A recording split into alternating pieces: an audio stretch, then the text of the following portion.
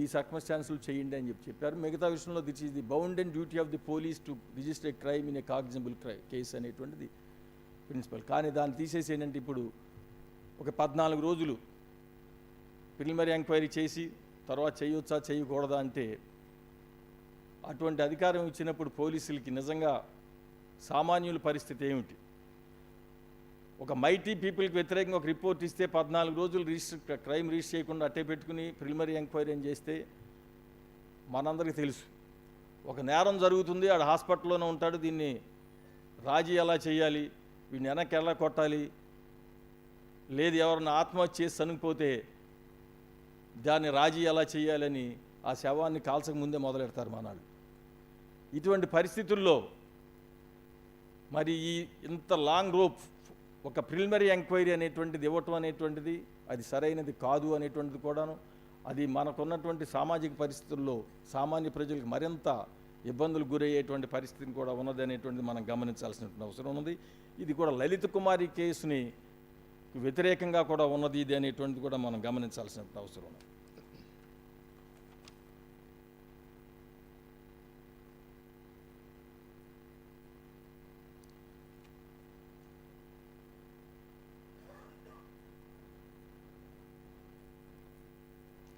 (175) ఒకసారి మీరు చూడండి.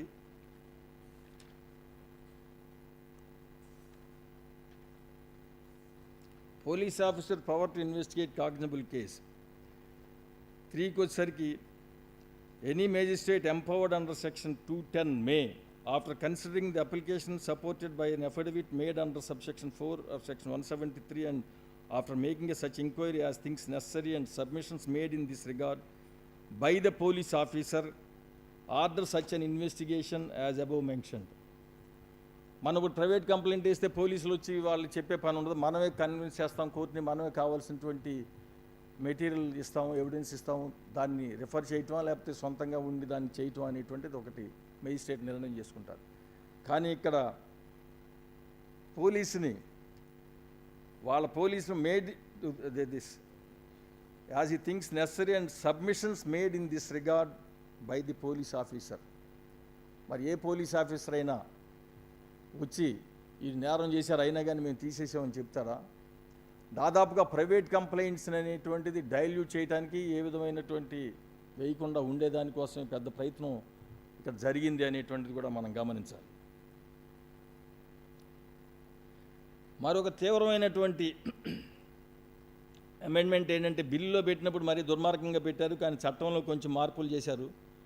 ఇది 187. ఇది మన పాత సిఆర్పిసిలు 167.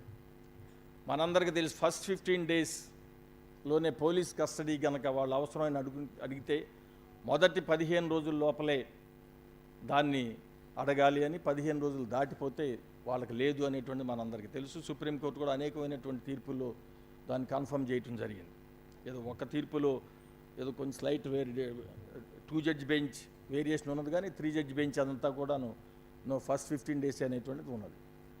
దాన్ని ఇప్పుడు తీసేసి ఏంటంటే 45 రోజులు 60 రోజులు 45 రోజుల్లో కానీ 60 రోజుల్లో కానీ ఈ 187 ప్రకారం పోలీసులు వాళ్ళు మా కస్టడీ కావాలి అన్నట్లయితే దాన్ని తఫాలుగా అంటే మొదట 2 రోజులు ఇవ్వమని అడగొచ్చు, 4 రోజులు ఇమ్మని అడగొచ్చు, తర్వాత 5 రోజులు ఇమ్మని అడగొచ్చు. ఈ 15 రోజుల కస్టడీని ఆ క్రైమ్ బట్టి 45 రోజులు 60 రోజుల లోపల అడిగేదానికి అవకాశం ఉన్నది అనేటువంటిది దీన్ని చేయటం జరిగింది.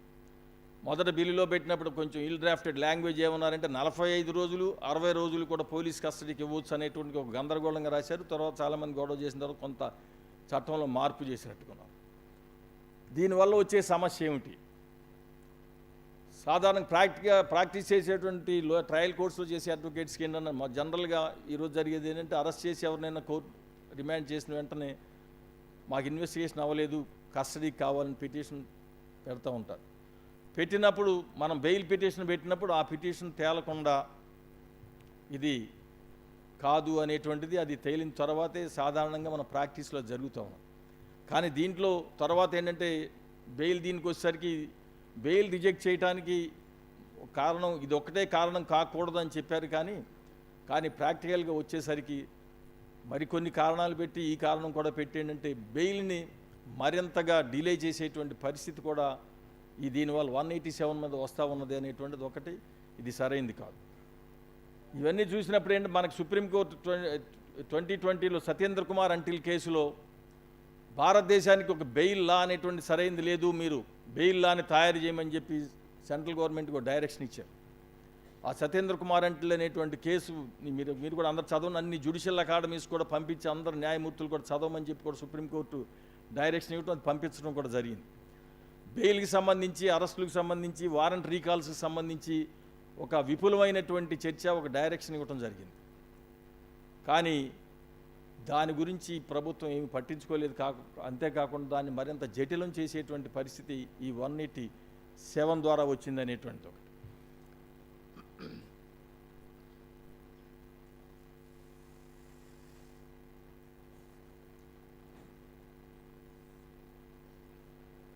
అదేవిధంగా ఈ ఇందాక చెప్పిన 1763 కింద ఫారెన్సిక్ ఎవిడెన్స్, ఫారెన్సిక్ ఎక్స్పర్ట్స్ను వెళ్ళాలి అనేటువంటిది ఒకటి.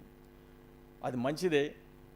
కానీ మనం ఇన్స్టిట్యూషనల్ కెపాసిటీస్, మనం ఇప్పుడు సివిల్ కేసుల్లో చాలా చూస్తూ ఉంటాం.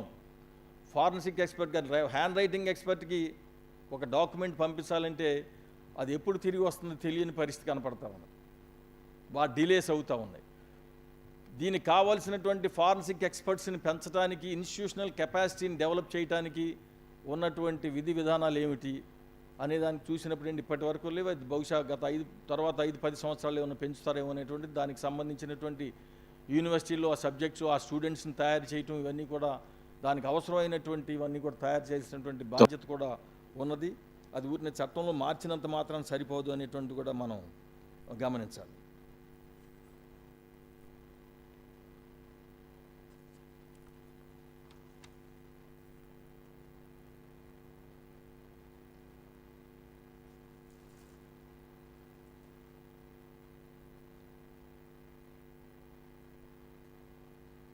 వన్ 193 ఒకసారి తీయండి.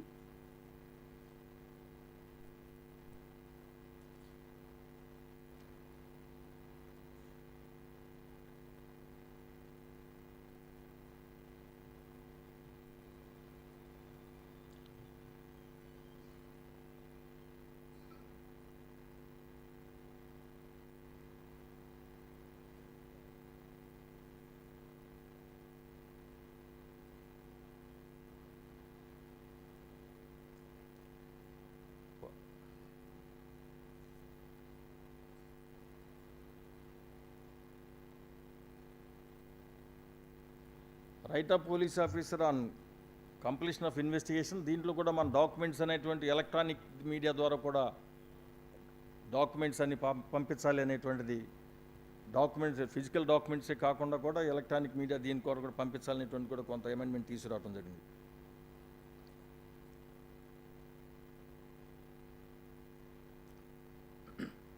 టూ 223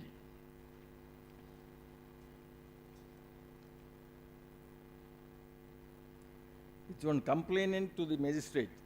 దీని దగ్గరకు వచ్చేసరికి ఏంటంటే, ఇది కూడా ఇందాక చెప్పినట్టుగా మనకున్నటువంటి రైట్స్ని ఏ విధంగా కర్టైల్ చేశారు ఏంటంటే చూసినప్పుడు 223 ప్రొవిజో చూడండి.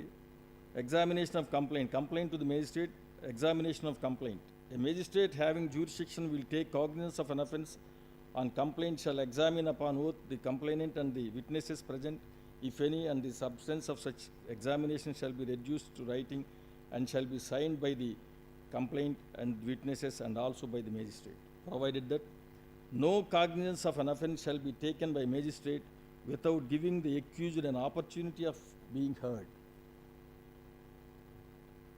ఈ బహుశా ఇదే సిపిసిలో పెడితేనే మనం దావా ఇస్తే దావా నెంబర్ వేయాలి, లేదా డిఫెండెంట్ని పిలిచి అడిగేస్తామండి అంత. ముద్దాయిని పిలిచి నీ మీద మేము కేసు తీసుకోవచ్చా అని మేజిస్ట్రేట్ అడగాలి అంటే what is the purpose? And అదేవిధంగా ముద్దాయికి ఉన్నటువంటి హక్కులకు సంబంధించి ప్రొటెక్షన్ లేదా ఎప్పటికంటే డెఫినెట్గా అనేక స్టేజెస్ ఉన్నాయి.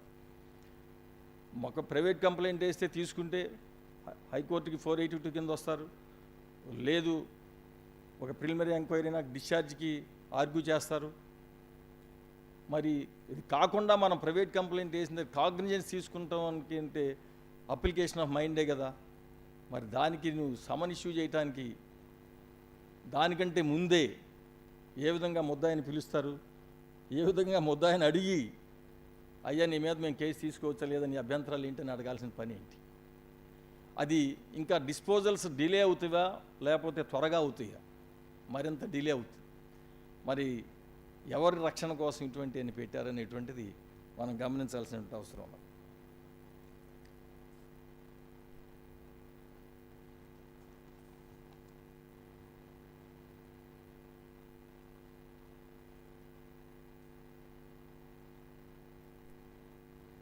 అదేవిధంగా ఈ సమన్సు వారెంట్స్ ఇవి కూడా ఏంటంటే ఆన్లైన్లో పంపించవచ్చు అనేటువంటిది కూడా ఒకటి అమెండ్మెంట్ తీసుకురావడం జరిగింది. ఇష్యూయన్స్ ఆఫ్ ప్రాసెస్ 227 కింద ఉన్నది, అది మీరు ఒకసారి కొంచెం చదువుకోండి. 250 మనం ఇప్పుడు ఏదైనా డిశ్చార్జ్ పిటిషన్ అసలు ప్రస్తుతం ఉన్నటువంటి ప్రొసీజర్ ప్రకారం before framing charge we can court ఏంటంటే after hearing both sides charge frame చేయాలా లేదా డిశ్చార్జ్ చేయాలా అనేటువంటి డిసైడ్ చేయాలి. కానీ ఇప్పుడు దాన్ని మార్చి ఏమిటన్నట్లయితే దానికి ఒక టైం లిమిట్ పెట్టారు. 250 section 250 discharge. The accused May prefer an application for discharge with in a period of 60 days from the date of commencement of the case under section 232. మరి దీనికి టైం ఫిక్స్ ఇప్పుడు మనం పర్లేదు ఎప్పుడోకప్పుడు ఆర్గ్యుమెంట్ చెప్పేద్దాం అనుకుంటే కుదరదు. మనం డెఫినెట్గా ఒక application with in 60 days file చేయాల్సినటువంటి అవసరం ఉంది. డిశ్చార్జ్ కానీ మెటీరియల్ ఉన్నది అనుకుంటే మనం ఏమాత్రం పర్లేదు మనం ఎప్పుడైనా ఆర్గ్యూ చేయొచ్చు అని కూర్చుంటే మాత్రం కొన్ని సమస్యలు వచ్చేట్టున్నాయి. అది కూడా మీరు కొంచెం దృష్టిలో పెట్టుకోండి. ఈ టైం పీరియడ్ పెట్టడం ఎందుకు పెట్టారనేటువంటిది ఏంటంటే వీళ్ళు త్వరగా పరిష్కారం కావటానికి అని చెప్తారు. కానీ ఇందాక చెప్పాను కదా, త్వరగా పరిష్కారం కావడానికి కాకుండానే ముద్దాయికే మనం పిలిచి అక్కడ అయ్యా నీ మీద కేసు తీసుకోవచ్చా లేదని అడగాలి, అక్కడ డిలేస్ అవ్వవా? అదేవిధంగా మెట్రోపాలిటన్ మేజిస్ట్రేట్స్ని, చీఫ్ మెట్రోపాలిటన్ మేజిస్ట్రేట్స్ని, అసిస్టెంట్ సెషన్ జడ్జెస్ని అబాలిష్ చేస్తే అది డిలేస్ కావా? ఏమవుతాయి ఇవన్నీ అనేటువంటి చూస్తే ఇవన్నీ ఏమిటన్నట్లయితే ఈ చట్టాలు తయారు చేసేటప్పుడు ఏంటంటే ఎవరండి చేసిందంటే 3 ప్రొఫెసర్లు, ఒక హైకోర్టు సుప్రీంకోర్టు సీనియర్ అడ్వకేటు, ఒక రిటైర్డ్ డిస్ట్రిక్ట్ జడ్జి. వీళ్ళతోటి కరోనా పీరియడ్లో అంటే 2020 మేలో సెంట్రల్ గవర్నమెంట్ ఒక కమిటీ వేయటం, ఆ కమిటీ వాళ్ళు రికమెండేషన్స్ చేయటం, ఇదంతా చూసాం. మనం అప్పుడే అపోజ్ చేసాం. కరోనా అంతా దేశం అంతా లాక్డౌన్ ఉన్నప్పుడు మీరు ఇవి మార్పులు చేస్తామంటున్నారు, అభిప్రాయాలు ఇమ్మని చెప్తున్నారు, సరైనది కాదన్నాం. కానీ వాళ్ళు పోయేటువంటి పద్ధతిలో వాళ్ళు పోయారనుకో. ఇది మరి అసలు ఇటువంటి ప్రొసీజరల్ లాస్ని మార్చేటప్పుడు ట్రయల్ కోర్ట్స్ అడ్వకేట్స్తో డిస్కస్ చేయటం కానీ, వాళ్ళ ఒపీనియన్ తీసుకుంటాం కానీ, మేము ఫలానా చేయదలుచుకున్నాం మీ అభిప్రాయం ఏంటని అడగాలి. అట్లా అడగరు. మీరు ఏ విధమైనటువంటి అమెండ్మెంట్స్ కోరుకుంటా ఉన్నారు, నువ్వేం చేస్తావో ఒక బేసిస్గా ఒక డ్రాఫ్ట్ కనుక ముందు పెడితే ఇది సరైందా కాదా అనేటువంటి మనబోటాల్లో చర్చించేదానికి అవకాశం ఉంటుంది. కానీ అది పెట్టకుండా వాళ్ళు ఇష్టం వచ్చినట్టుగా తయారు చేసినటువంటి ఘటన కూడా మనం చూస్తాం. అదేవిధంగా మనకి ఈ సెక్షన్ 255 ఈ 266లో వచ్చినప్పుడు ఏంటంటే ఎవిడెన్స్ కూడా త్రూ ఆన్లైన్ ఎవిడెన్స్ తీసుకోవచ్చు అనేటువంటిది ఒకటి ఉన్నది. దట్ ఈజ్ అది ప్రాసిక్యూషన్కి కానీ అది డిఫెన్స్కి కానీ. కాకపోతే మనం దీనికి కావాల్సినటువంటి ఇన్ఫ్రాస్ట్రక్చర్ కూడా పెంచాల్సినటువంటి అవసరం ఉన్నది. అదేవిధంగా చాలా కేసుల్లో ఏంటంటే మనం హౌ టు ప్రివెంట్, మనం తెలుసు కదా, అప్పుడు మన కోర్టులో ఉండేటప్పుడే సాక్షికి ఎదురుగా మన మిత్రులే ఉంటుంటారు.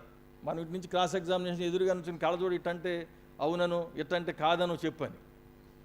మరి అదే మనం ఆన్లైన్లో చెప్పి ఇంకో గదిలో ఎక్కడో కూర్చుంటే మనం దానికి తీసుకున్నటువంటి చర్యలు అంటే ప్రాంప్టింగ్ లేకుండా ఉండటానికో లేదా ట్యూటరింగ్ లేకుండా ఉండటానికి కావాల్సినటువంటి చర్యలు ఏమిటి, దానికి కావాల్సినటువంటి ఇన్ఫ్రాస్ట్రక్చర్ ఏమిటి, అదేవిధంగా ప్రతి న్యాయస్థానంలో కూడా ఇది చేయటానికి కావాల్సినటువంటి ఇన్ఫ్రాస్ట్రక్చర్ని డెవలప్ చేయాల్సినటువంటి అవసరం కూడా ఉన్నది. ఎందుకు మేము విజయవాడలో చేస్తూ ఉంటే నేను మొన్న ఫ్యామిలీ కోర్టులో పెడితే దా పిటిషన్ ఎలా అయింది, ఎలా చేయాలి, ఎవరు ల్యాప్టాప్ తీసుకురావాలి ఏమిటి అనేటువంటి పెద్ద చర్చ. మా కోర్టుకి సంబంధించి అంత ఇన్ఫ్రాస్ట్రక్చర్ లేదు అనేటువంటిది ఒకటి. ఇంతకుముందు కొన్నిసార్లు చేసామని చెప్తున్నప్పుడు ఆయన న్యాయమూర్తి గారు ఆయన ల్యాప్టాప్ ద్వారా కొన్ని చేసినటువంటి సందర్భాలు అక్కడ ఉన్నాయి. దీనికి కావాల్సినటువంటి ఇన్ఫ్రాస్ట్రక్చరు, దానికి కావాల్సినటువంటి ప్రికాషన్స్ కూడా తీసుకురావాల్సినటువంటి అవసరం ఉన్నది. అదేవిధంగా మనం చూసుకున్నప్పుడు ఏంటంటే సైబర్ క్రైమ్ అనేటువంటిది తీవ్రంగా పెరిగిపోతున్న ఈ సందర్భంలో మనం అటువంటి జరగకుండా ఈ రికార్డ్స్ ప్రొటెక్షన్ ఇవన్నీ కూడా ఏంటంటే దానికి కావాల్సినటువంటి ఇన్ఫ్రాస్ట్రక్చర్ కూడా డెవలప్ చేయాల్సినటువంటి అవసరం ఉన్నది అనేటువంటిది ఒకటి. Time bound 272.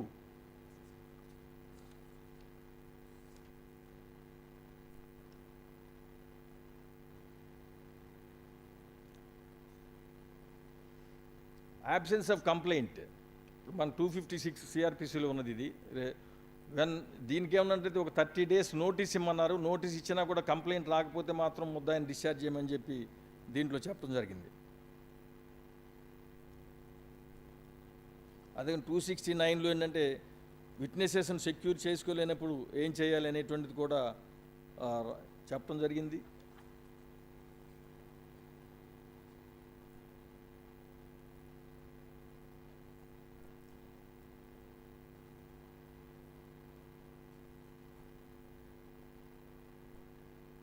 అది 274. గతంలో మనకి సమరీ ప్రొసీజర్లో డిశ్చార్జ్ అనేటువంటిది లేదు. ఇప్పుడు అది కొత్తగా ఒకటి తీసుకొచ్చారు. సమరీ ప్రొసీజర్లో మనం వెళ్తే హైకోర్టు 482 కింద పోవటం తప్పితే డిశ్చార్జ్ చేయమని చెప్పి అడిగేదానికి అవకాశం ఉండేది కాదు. కానీ ఇప్పుడు సమరీ ప్రొసీజర్ అయినా 274లో మనం దాన్ని అంటే డిశ్చార్జ్ అనే పదం వాడారు, కానీ ఛార్జ్ చేసేదానికి లేనప్పుడు డిశ్చార్జ్ అనేది ఉండదు. కానీ ఎక్విటల్కి మనం ఆర్గ్యూ చేసేదానికి ఒక కొత్త అవకాశం ఉన్నది. 274 కూడా మీరు కొంత చూడండి. ఇంతకుముందు ఈ ప్రీ బార్గెనింగ్కి సంబంధించి 290 చెప్పడం జరిగింది. దానికి సంబంధించి ఏంటంటే 30 daysలో దానికి పెట్టడం, దానికి ఒక ప్రొసీజర్ ప్రీ బార్గెనింగ్ దానికి సంబంధించి కూడా డిస్కస్ చేయడం జరిగింది, కొత్తగా తీసుకురావడం జరిగింది. అదేవిధంగా 360 విత్డ్రాయింగ్ ది ప్రాసిక్యూషన్ దగ్గరికి వచ్చేసరికి అండ్ విక్టిమ్కి కూడా నోటీస్ ఇవ్వటం, ఇవన్నీ కూడా ఇందాక విక్టిమ్ రైట్స్ని కూడా పెంచారని చెప్పాం కదా. విక్టిమ్స్కి రైట్, వాళ్ళు ఈ కేసుని ప్రాసిక్యూషన్ విత్డ్రా చేసుకోదలుచుకుంటే విక్టిమ్కి నోటీస్ ఇవ్వాలి, విక్టిమ్ కూడా వినాలి అనేటువంటిది కూడా సెక్షన్ 360లో చెప్పడం జరిగింది. 246 వచ్చారు నాట్ గ్రాండ్ మోర్ దెన్ 2 అడ్జర్న్మెంట్స్ అన్నారు. అది కూడా జాగ్రత్త చూసుకొని మనం వాయిదాలు ఎక్కువ అడిగేసి వచ్చు అనుకుంటే కుదరదు. 346 249 దగ్గర 349 ఒకటి ఉంది, collection of samples without arrest. ఇది కూడా అంటే పాత 311A సిఆర్పిసిలో ఉన్నదే పెట్టారు, కాదు ఎనీ అనే పదాన్ని ఒకటి చేర్చారు 349. ఇది దీన్ని మామూలుగా అసలు power of magistrate to order person to give specimen signatures or hand writing. If a magistrate of the first class is satisfied that for the purpose of any investigation or proceeding under this Sanhita it is expedient to direct any person including an accused person. ఇది మనం గతంలో కూడా దీనికి వ్యతిరేకంగా అంటే అసలు ముద్దాయి కానిటువంటి వాళ్ళని న్యాయస్థానం పిలిచి నీ శాంపిల్స్ ఇమ్మని చెప్పి అడగొచ్చా?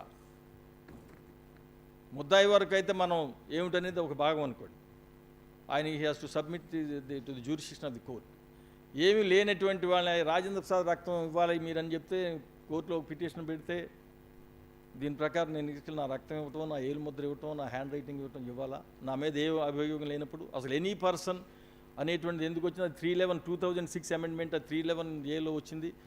దాన్ని కొంచెం ఇంకొంచెం ఇంప్రూవ్ చేసి ఎనీ పర్సన్ అనేటువంటి ఎనీ అనేటువంటిది కూడా చేర్చారు. ఇది కూడా మనం కొంత ఆలోచించాలి. ఇది ప్రైవసీకి సంబంధించినటువంటి ఈ సమస్యలు ఈ పుట్టుస్వామి కేసు తీర్పు వచ్చిన తర్వాత కూడా మనం చూడాల్సినటువంటి అవసరం ఉన్నది.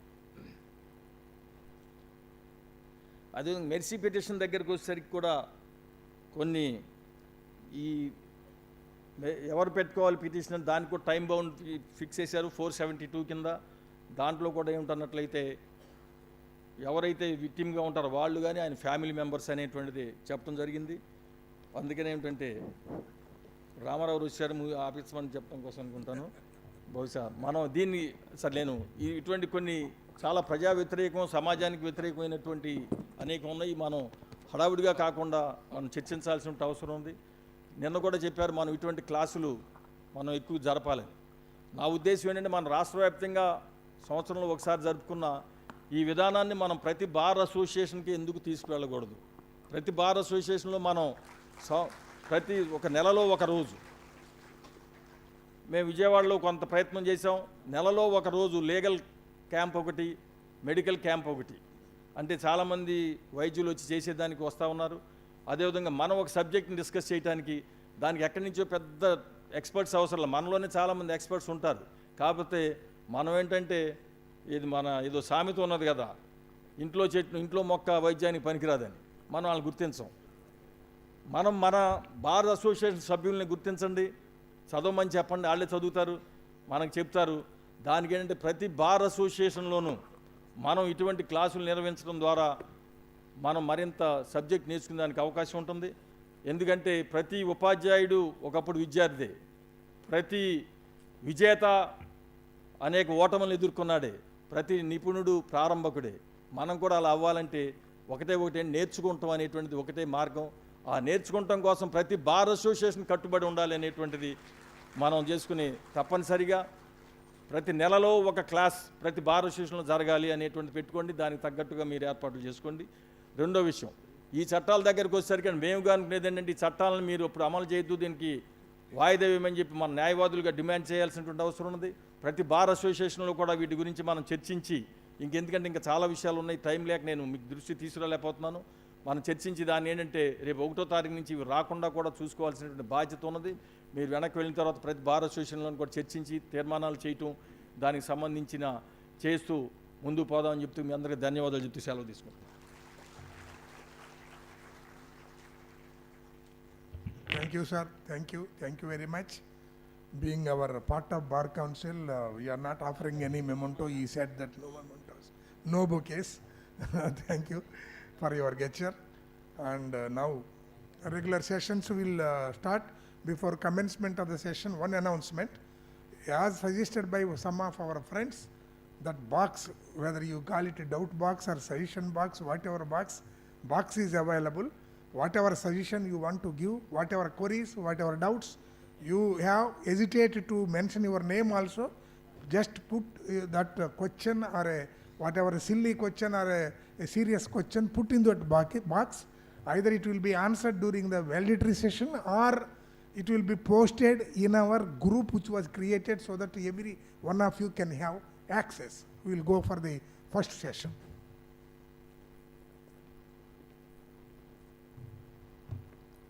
I request the Honorable Sri N. Dwarkanatha Reddy Garu, the Chairman of the Bar Council of Andhra Pradesh and the President of today's function, to come to the dais and adore the chair.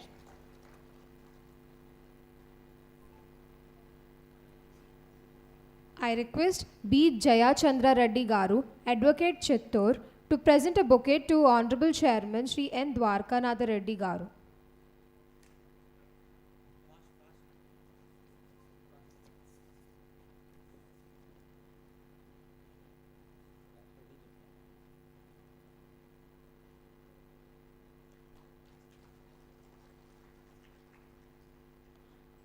Honorable Sri Justice B.V. L.N. Chakravarti Garu, enrolled as an advocate in the year 1988 and practiced at Kakinada Bar Association of East Godavari District. He joined the office of Sri Velamakani Subramanya Sharma Garu and Sri V.V. Panduranga Rao Garu.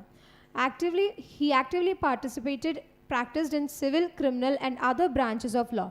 He was selected to the judicial service as District Municipal Magistrate in the year 1994 and joined Vijayawada. Subsequently, worked in various stations in different capacities in the combined states of Andhra Pradesh.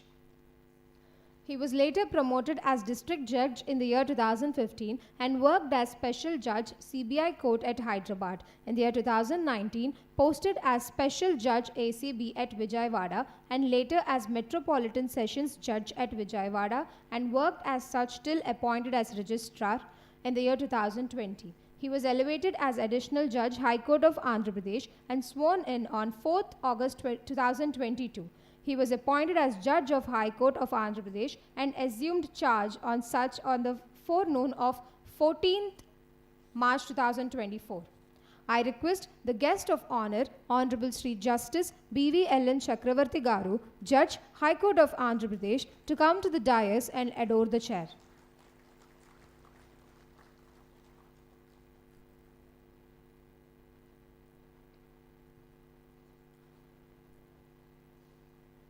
I request Sri S. Brahmananda Reddy Garu and Sri P. Narsingha Rao Garu, members, Bar Council, to present a bouquet to their lordship.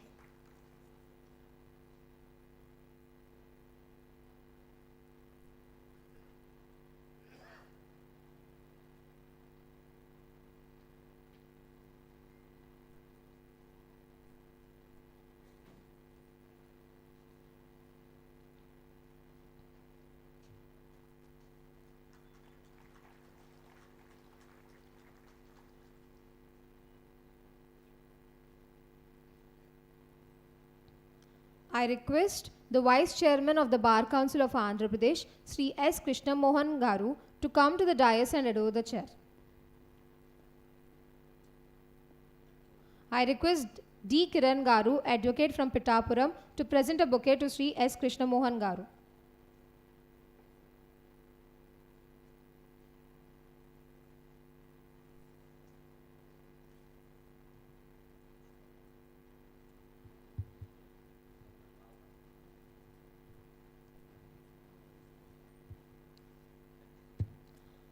I request Senior Advocate and member of the Bar Council of Andhra Pradesh and Program Coordinator Sri Ganta Ramarao Garu to come to the dais and adore the chair.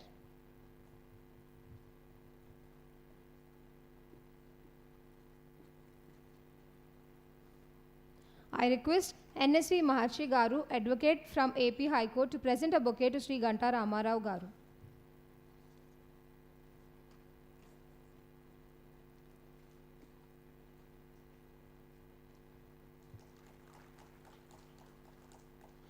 I request the President of today's function, Sri N. Dwarkanatha Reddy Garu, the Chairman of the Bar Council of Andhra Pradesh, to preside over.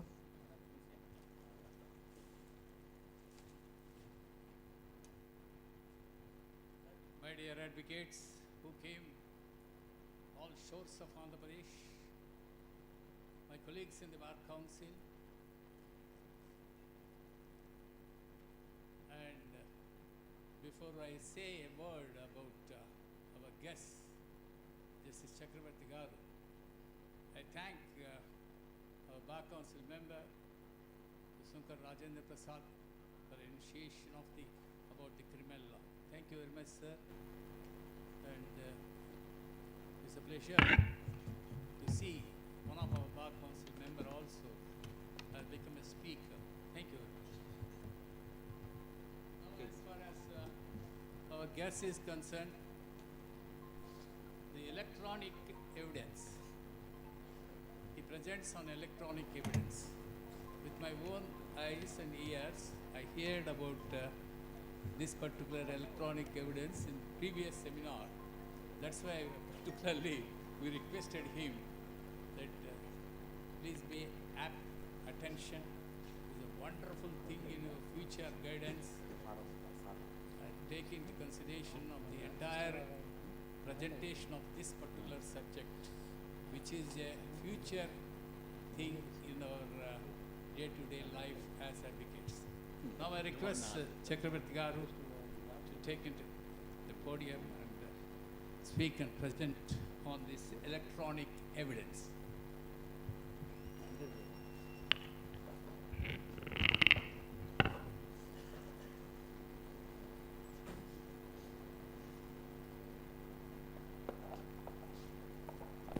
Hello.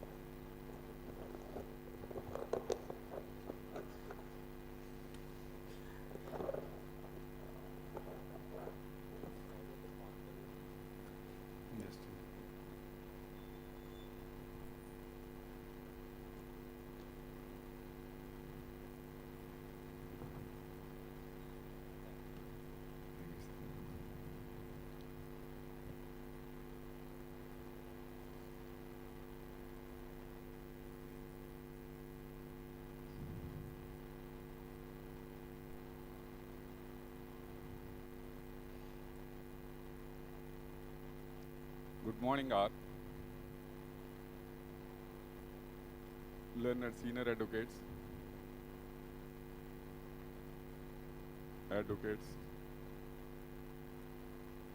ladies and gentlemen. First of all, at the outset, I thank the Bar Council of Andhra Pradesh for giving me this opportunity to share my thoughts and information which I come to know as an advocate, as a judge of the trial court, and judge of the High Court of Andhra Pradesh for the last 40 years.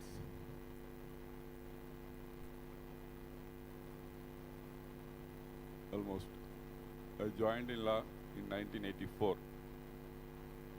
as a student of law. Now 2024, 40 years journey in this field. I have seen a lot of changes in the profession over the years. We all know that success of the legal fraternity in the profession would depend upon our dedication, determination, and discipline and commitment.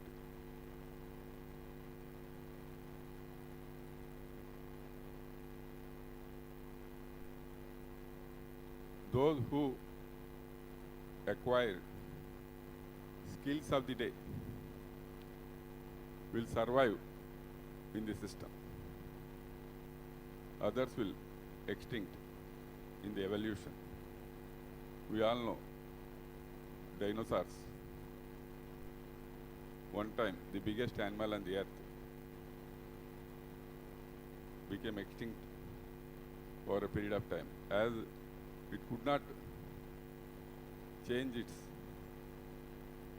living style to the change of the system. Likewise, in our profession also, if you cannot change yourself to the changing times,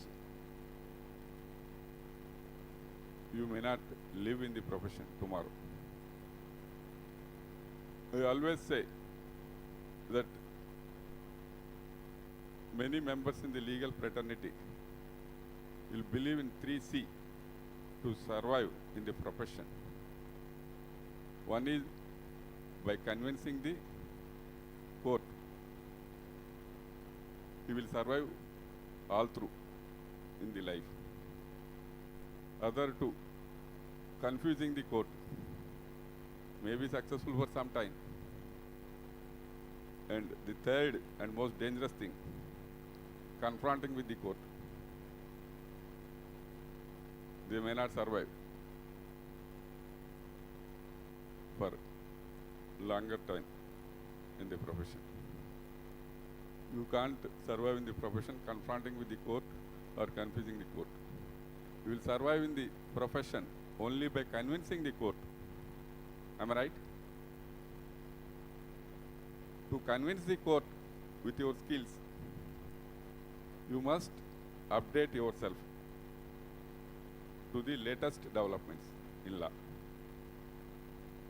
As well as you must update yourself with the experience with men and matters in the life. Not only with the law, you must also update yourself with your daily experience with men and matters in the life. After all, law is a common sense. Today, with the short introduction, I'll try to share the little information which I acquired in various capacities over the period of time on the latest burning and the future of the day, electronic evidence. I request all the members of the legal fraternity to update yourself with the nuances of the electronic evidence and technology. You know, the latest laws, IPC, Criminal Procedure Code, and the Evidence Act have been repealed, and the new laws are coming into force from 1st July, very shortly, which involves a lot of provisions dealing with technology. How many of you read section 540 of the Criminal Procedure Code? I mean to say, Nagarik BNSS, Bharatiya Nagarik. What it says, section 540, it says, I could put,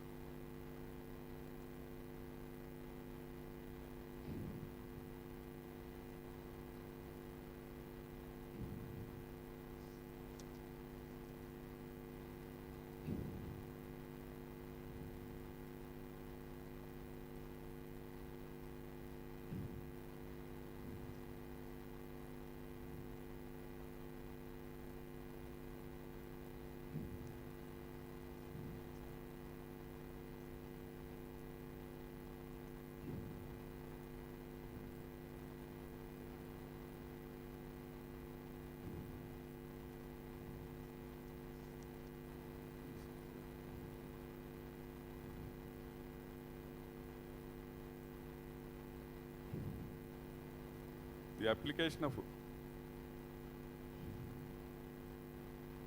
530, trial and proceedings to be held in electronic mode. All trials, inquiries and proceedings under this Sanihita, including issuance, service and execution of summons and warrant, examination of complaint and witnesses, recording of evidence in inquiries and trials, and all appellate proceedings or any other proceeding be held in electronic mode by use of electronic communication or use of audio video electronic means. So practically section 530 is taking us to the electronic yuga in criminal jurisprudence or criminal legal system. This section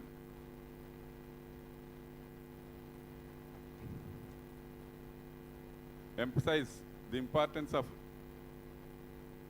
the legal fraternity to update to the technology. In coming days, if you do not update yourself, you will definitely extinct one day or other. You cannot compete with your colleagues in the profession. Okay, then coming to electronic evidence, which provision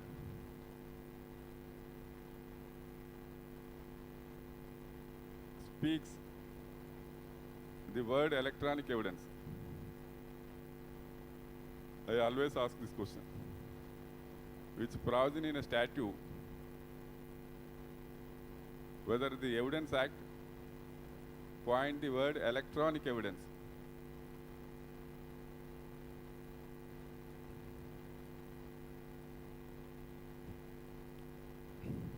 What 65B says?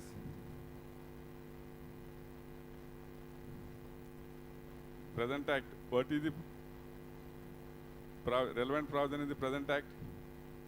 By this time, you must update yourself.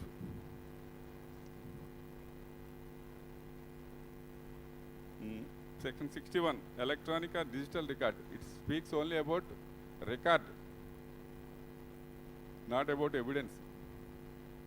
Am I right?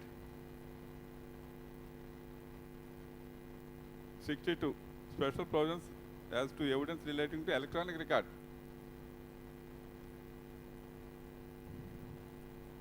Admissibility of electronic records. 63. BSA, the Bharatiya Shiksha Adhinayam. Am I right? Come to section 79A of the information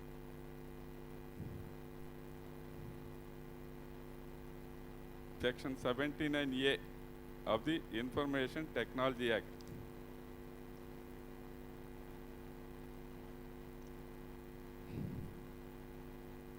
Examiner of electronic evidence. You will find the word electronic evidence under section 79A of Information Technology Act 2000. Chapter 12A, Examiner of electronic evidence. The government may, for the purposes of providing expert opinion on electronic form evidence before any court or other authority specified by notification in the official gazette, any department, body or agency of the central government or state government as an examiner of electronic evidence. The word electronic evidence you will find here. Explanation defines what is electronic evidence. For the purposes of this section, electronic form evidence means it is giving the meaning of the electronic form evidence. What is it? Any information of probative value that is either stored or transmitted in electronic form and includes computer evidence, digital audio, digital video, cell phones, digital fax machines. This is where you will find the meaning of electronic form evidence. Evidence Act is not defining electronic evidence. Am I right? We'll come to it, sir. We'll come to. Don't worry, sir. I'll be here for 1 hour.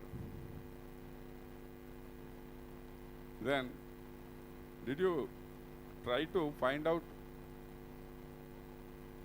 the difference between the Indian Evidence Act and Bharatiya Shiksha Adhinayam with regard to this electronic record, electronic evidence? How many of you made efforts to find out or to compare the relevant provisions which deals with electronic evidence and its admissibility rules laid under the Indian Evidence Act and Bharatiya Shiksha Adhinayam, which is coming into force from 1st July. I'll just read the old act. This is the way you have to read. First, section 3, document. Did you find any word electronic record in the definition of document in the old act? Document means any matter expressed or described upon any substance by means of letters, figures, marks, or by more than one of the means intended to be used, which may be used for the purpose of recording the matter. That's all. The old act, the definition of document is not touching the word electronic record. Then come to the new act.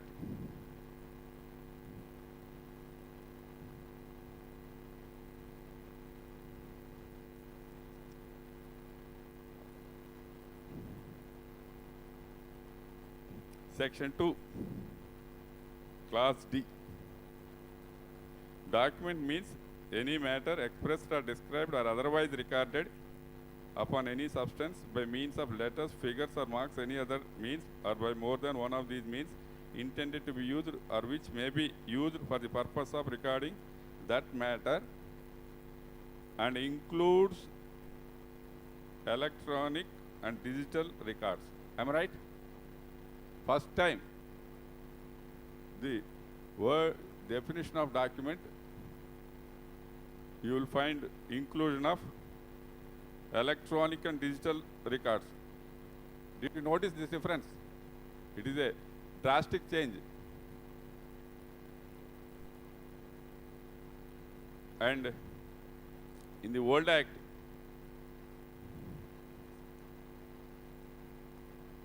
where the electronic record was included,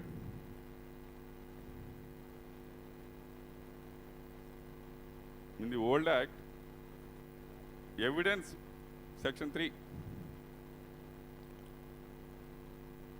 means and includes, class 2, all documents including electronic record.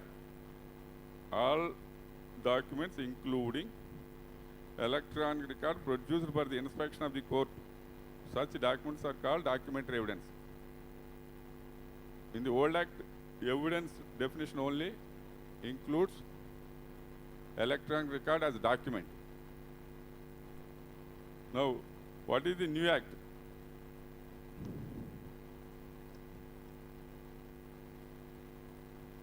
Section 2.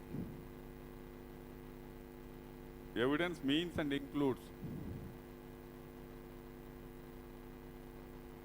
statements given electronically. You make a note of it. The word all statements including statements given electronically, also part of the evidence.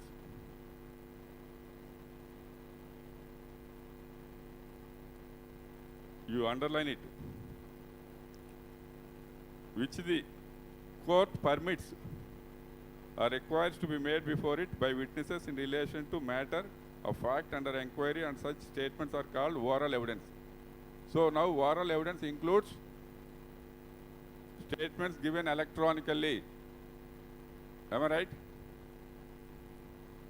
So electronic evidence is also now oral evidence.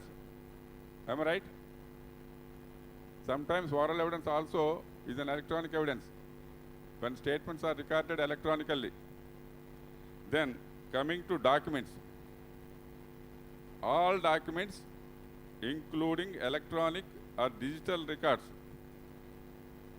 I am stressing here, electronic or digital records. Earlier, the word used only electronic.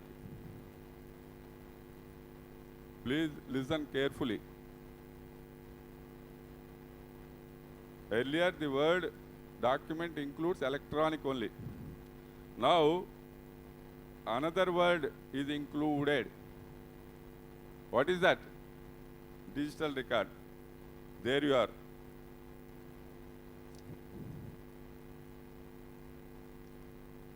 Now, you will have a doubt.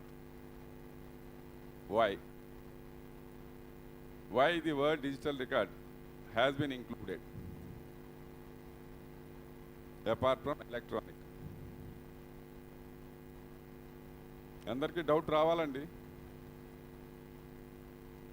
My question is, did you notice earlier any judgment or any argument raised before any constitutional court, Supreme Court or High Court, that electronic records and digital records are different categories? They are not one and same. Section 65B does not apply to digital records. I produced only a digital record. It is not an electronic record.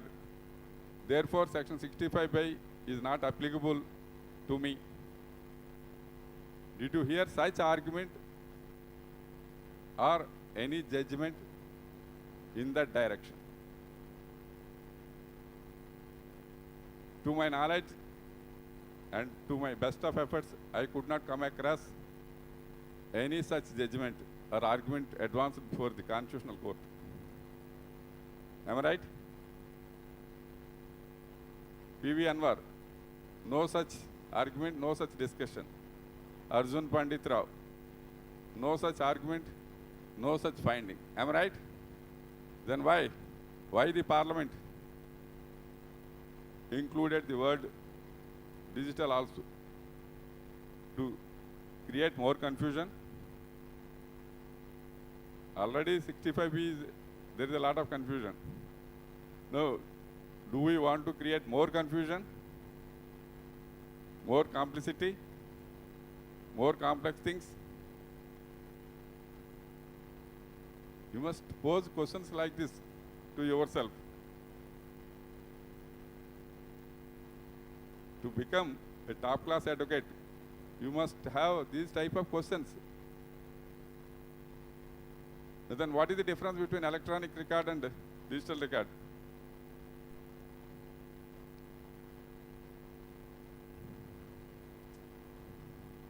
Sir?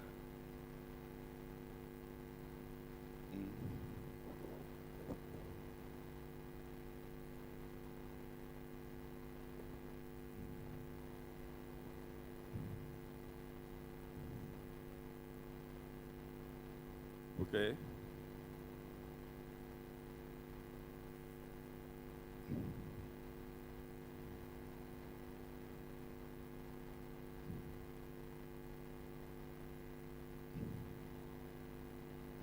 Whether wall clock is in evidence?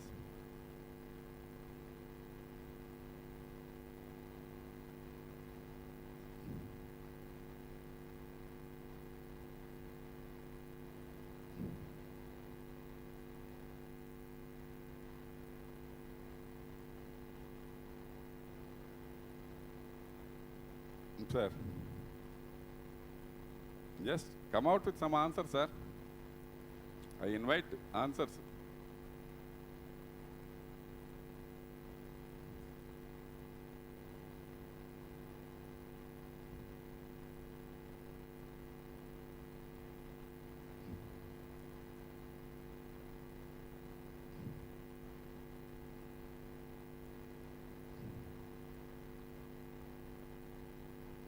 Electronic record is basically, what does it mean? IT Act defines. Am I right? IT Act defines what is an electronic record, not the Evidence Act. What is that?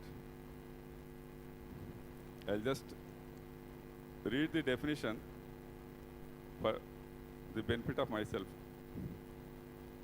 Section 2, subclause T, T for T.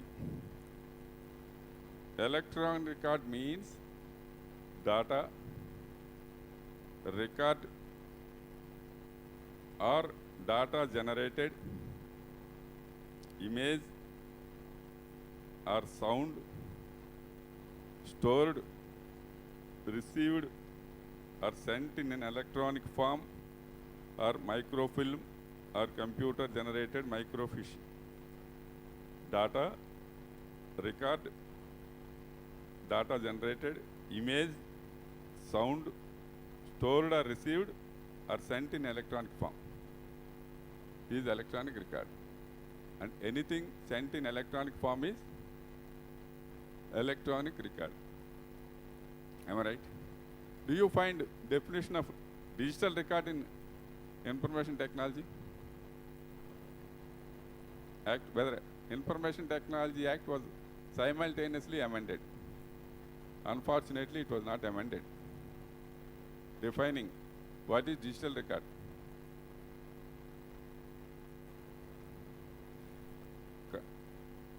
technically speaking, electronic record, every electronic record is of two types. Analog records and digital records. Analog records, where information is stored or received on analog formats.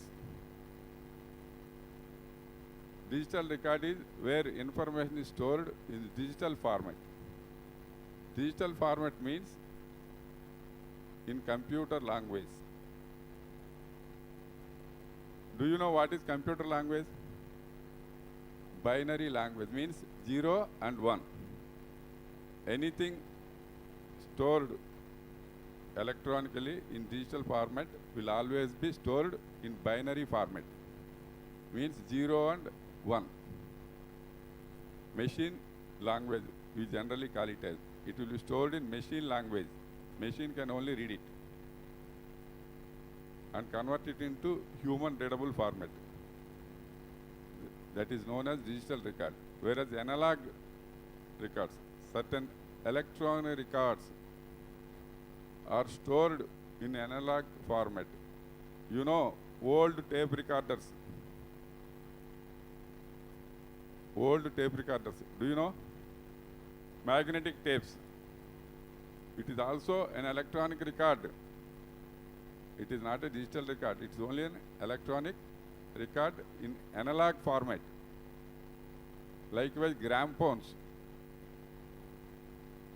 In good olden days, who were seeing those gramophones were graphite plates. Data is stored in analog format. It is an electronic record, but data is stored in analog format. And tapes, video tapes, old video tapes, VHS tapes, data, video signals are stored in VHS format and analog format. It is known as analog electronic record, digital electronic record. So, by all means, I can say that all digital records are electronic records. Make a note of it. All digital records are electronic records, but not vice versa. All electronic records are not. Digital records are nowadays photos, as you said, sir. Digital photos, PDF documents, original computer generated documents, Word documents, sound, MP3 sound. These are all known as digital records. Examples of digital records. So, all digital records are electronic records, whereas all electronic records are not digital records. Then, I think now I made clear myself the change in the new act with reference to meaning of electronic record. Am I right? Old law only speaks about electronic record. Electronic record means a genus word. In science, we call genus and species. Genus is the main and species is the child. Just like parent and child. Electronic record is a parent, digital record is a child. Now, we came to know the difference between electronic record and digital record. Then, admissibility. Earlier, special rules of evidence, 65A, 65B. I am not dwelling into judgments because the time is short. Famous judgment, P.V. Anwar and Arjun Pandit Rao. I request members of the legal fraternity, all members, particularly the junior members, to read these two judgments, P.V. Anwar and Arjun Rao Pandit. You will understand the scope of Section 65A and Section 65B and admissibility. It is only a mode of proof. I always say, certificate is only just a mode of proof. It itself does not prove the contents, truth of the contents. Probative value is different. Mode of proof is different. By giving certificate, you are just making the document admissible into evidence. That's all. You are not proving the contents as true. Am I right? It is only admissibility, just a gate to receive the document as a piece of evidence. Now, what are the changes with reference to 65A and 65B in the new Act? Am I right? What is the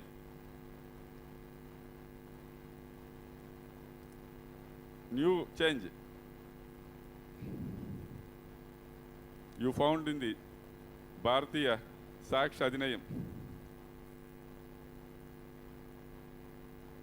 By this time you must be aware of it, sir.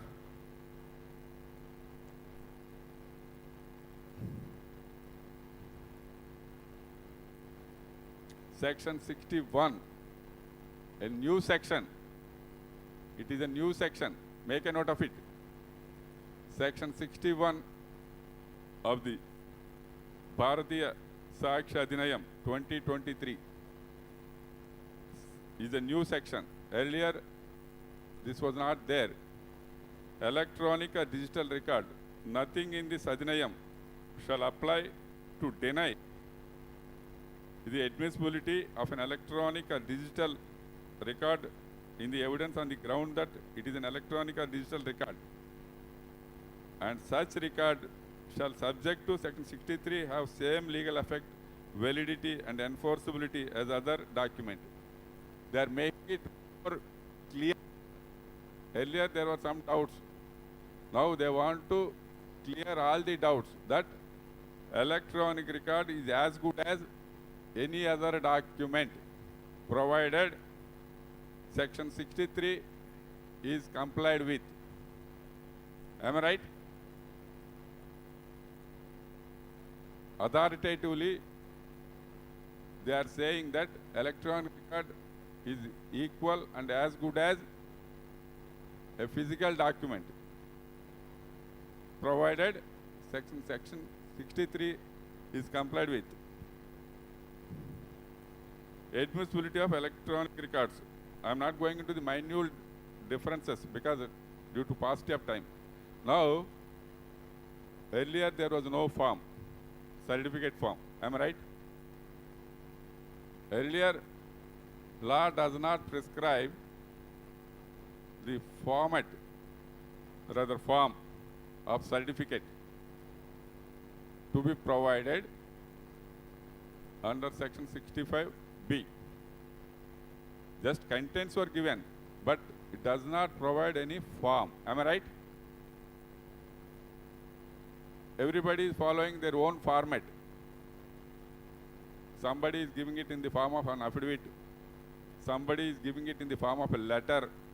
Somebody is giving it in the form of a certificate in his own style, complying the conditions as laid down under Section 65B(4). Now, the main change in the new Act is schedules were incorporated. Am I right? Have you noticed the schedules?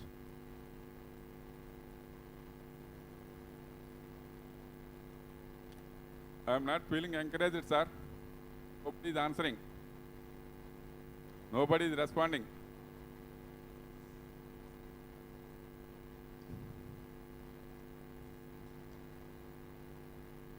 There are two parts in schedule, Part A B. Part A is with regard to individual, party. Am I right? And Part B by an expert. Part B certificate shall be given if an expert gives an opinion. 45A of the old Act. Examiner of electronic records. Now, equivalent provision is 39, class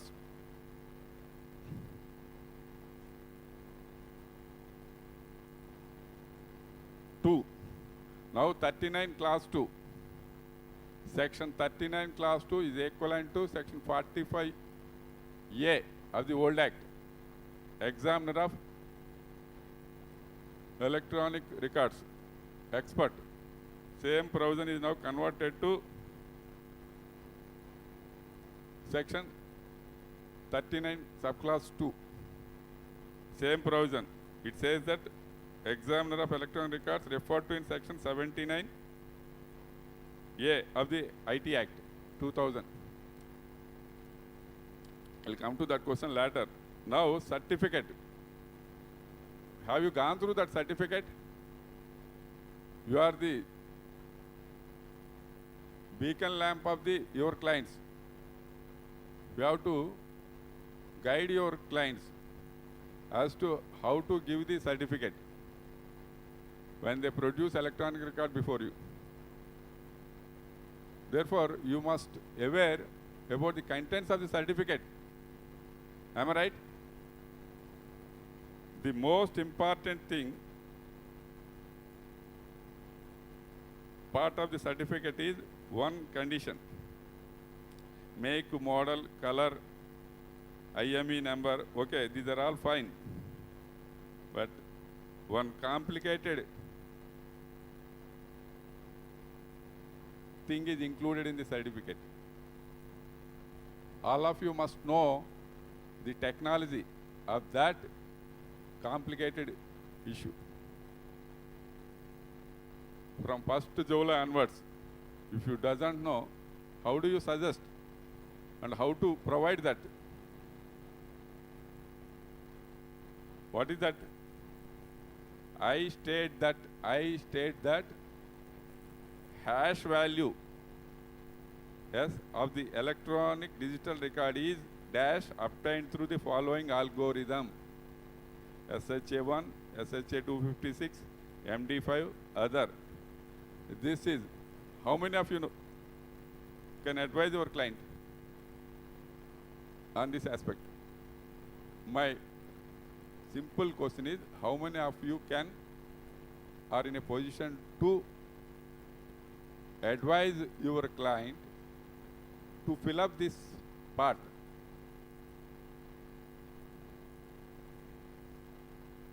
Encryption, but how to do it and what is this? How many of you know this technology behind this part? What is hash?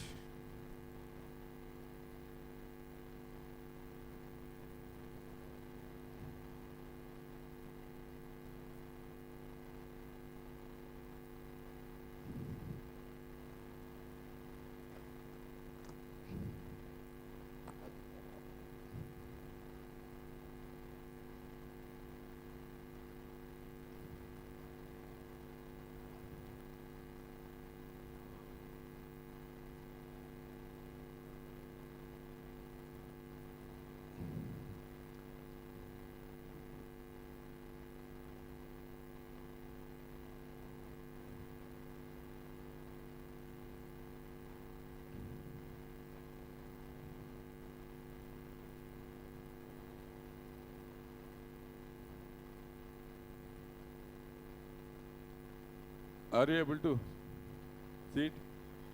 Electronic evidence is becoming more commonplace in civil and criminal cases.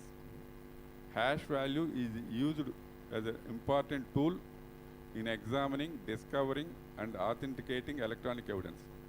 This main function is to authenticate an electronic record. it would be pertinent to say that it is only the significant Dominion factor which play a crucial role and widely accepted means of authenticating electronic evidence, which is also legally admissible in the court of law throughout the world. This is more important. It is legally accepted throughout the world. Now my question is, which statute in India deals with hash value and its acceptance? How many of you know? What is the provision? IT Act means Information Technology Act, sir, obviously, or Income Tax Act. But it doesn't mean you must equip yourself by this day. This is the preparation you require to become an advocate who can convince the court. If you appear in my court, how do you convince me?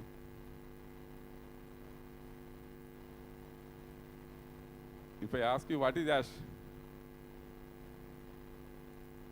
other side takes an objection that, sir, this is not in accordance with certificate provided under the law. Am I right?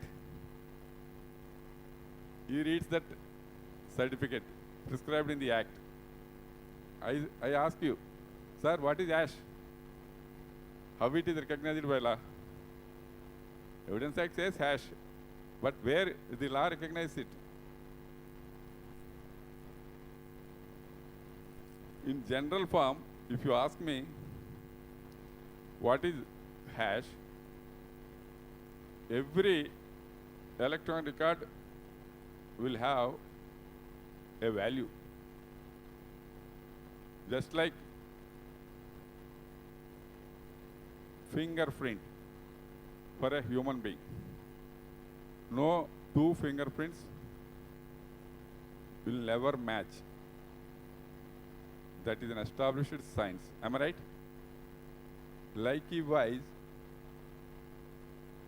an electronic record, when generated, will also simultaneously generate an electronic number which will not match with another number of other record. It is known as hash, just like fingerprint. I must say fingerprint of the document. Hash value is as good as a fingerprint of a document. This will be generated by using certain technologies. Such technologies are MD5, Message Digest, MD5 technology. It was recognized all over the world as secured technology. That a code, computer code or computer software used to generate numerical value of the electronic record. One type of software, MD5, Message Digest 5. Then another form, different softwares will be there. Another form recognized across the globe is SHA, Secured Hash.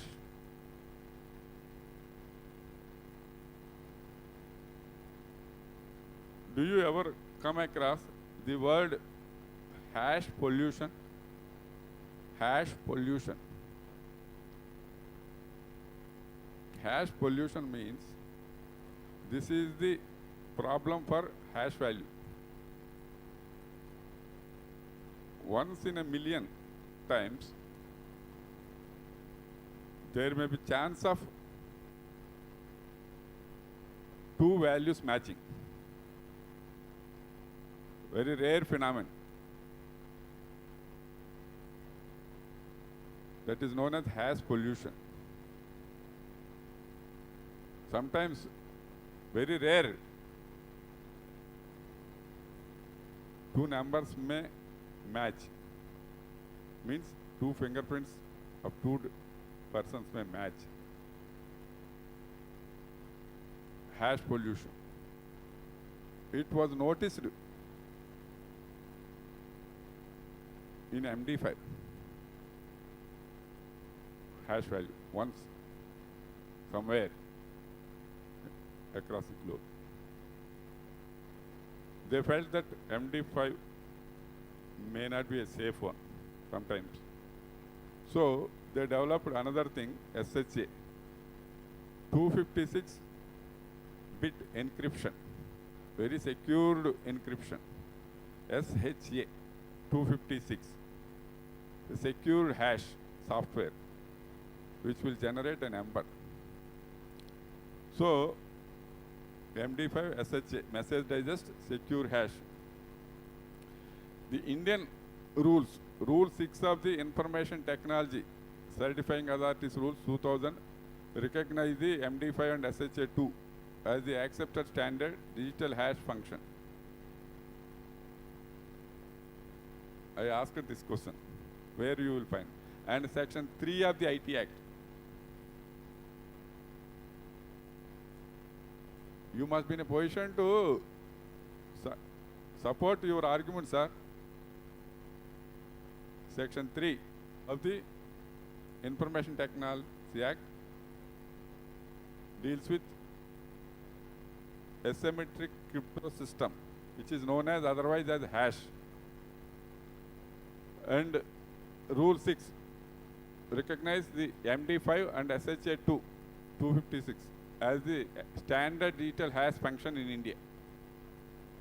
So when you give a certificate, now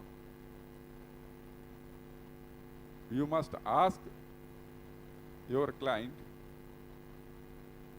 to provide hash value also, MD5 or SHA 256 value in the certificate. How to generate hash values requires a little computer and technology knowledge. It is not a mere legal knowledge. Generation of hash value is a technical aspect. If you ask me to show hash value, I will try to demonstrate it, because I was trained technically also by the Honorable Apex Court when I was working as the judge of the trial courts at National Judicial Academy as well as National Police Academy many a times, not only on legal side and technical side.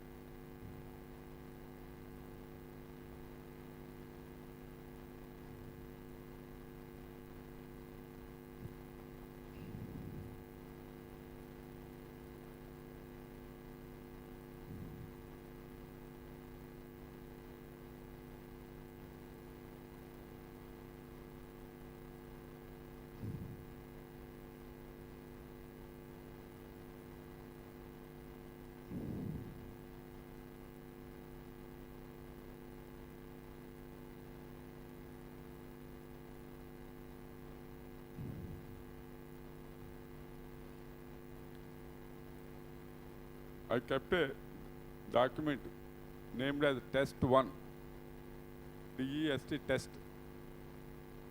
on the desktop of my computer. One Word document generated by me for testing purpose. Now I am trying to generate the hash value.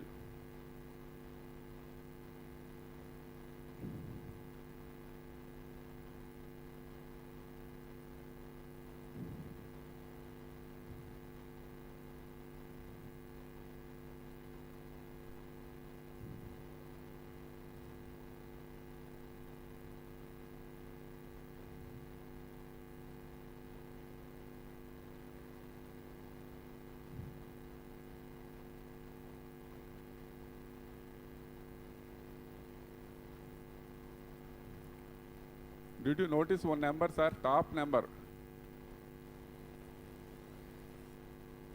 21A. Last number is A21A. Have you noticed it?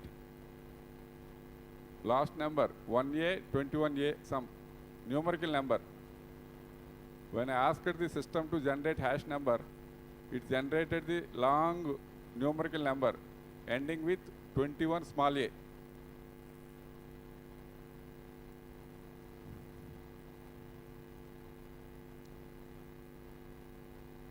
I'll do one thing, sir.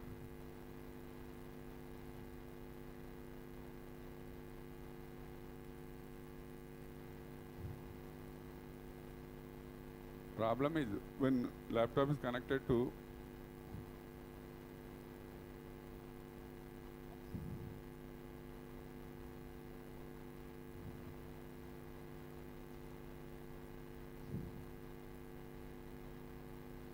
the font become very small.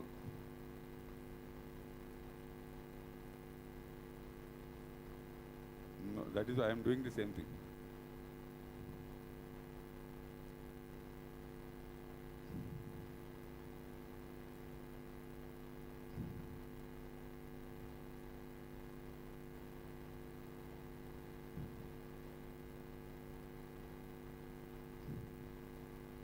Now, are you able to see the number, sir? A to 1A. This is known as hash number. You can see test1 document on the right side. I generated hash value for that document. The importance is, if I change, why I am stressing on this is, you must all aware, I generated this hash value. If I change even a comma or full stop subsequently,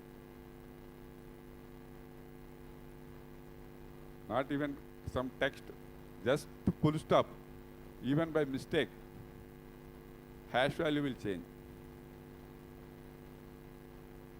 If any modification, alteration, tampering was made, automatically hash value will change.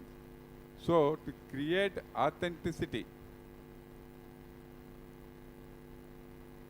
to an electronic record, hash system was adopted in India also. And that hash system was brought into the certificate now. Now, we have to authenticate the electronic record produced before the court by mentioning the hash value in the certificate from 1st July onwards.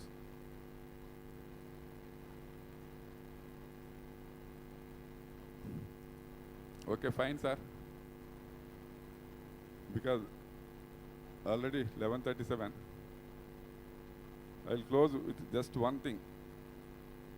Problem, why and what is the problem with electronic records? Vulnerability of tampering is the problem with electronic records. That is why section 65B, now 63A, only to prevent tampering, to make modifications, 65B has been introduced and hash value has been introduced. Fake electronic records is the most problem for the electronic records. For example, phone is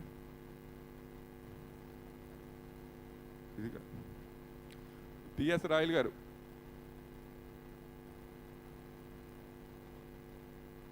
sir ఈరోజు ఉదయం మీరు ఇలా రండి. I request you, just before concluding my session for the day, I just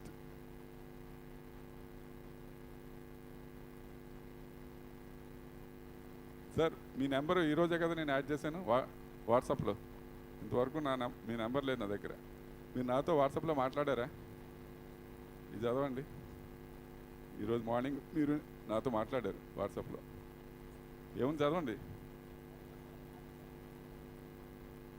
ఇది WhatsApp sir.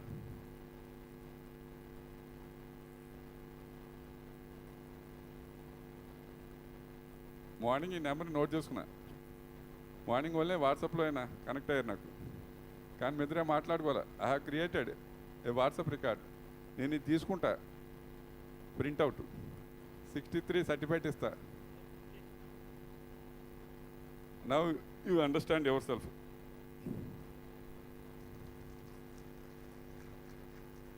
Thank you sir.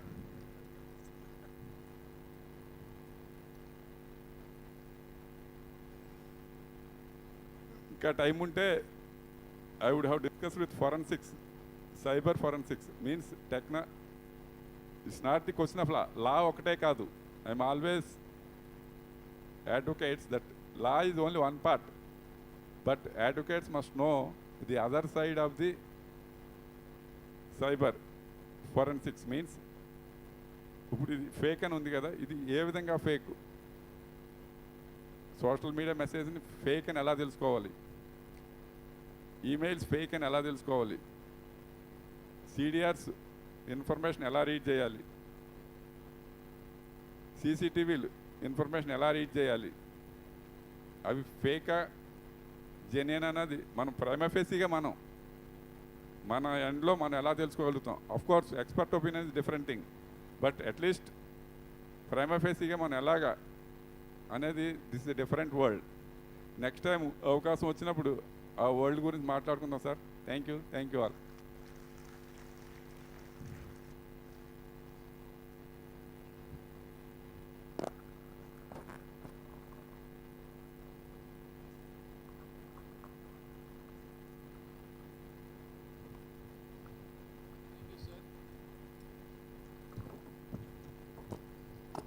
Honorable Justice BBLN Chakravarti's interpretation of the electronic evidence was very much useful in our future endeavors. Thank you for your sir. Very nice of you. When we call you, you immediately came, because last time I saw and hear you. Now I request all the Bar Council members who are present here to come over to the dais.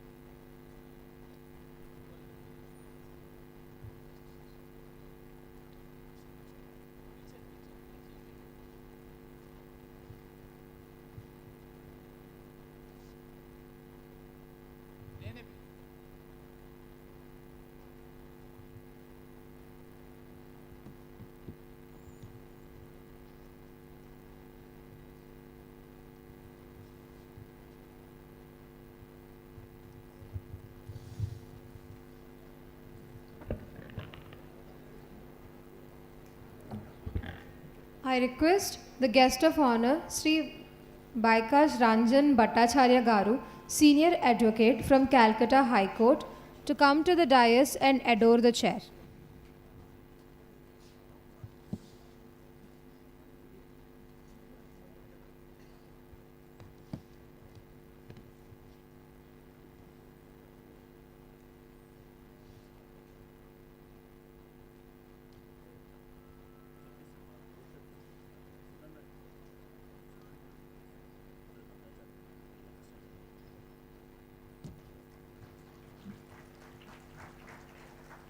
I request Kamasai Garu, Professor, KL University, to present a bouquet to the Lordship.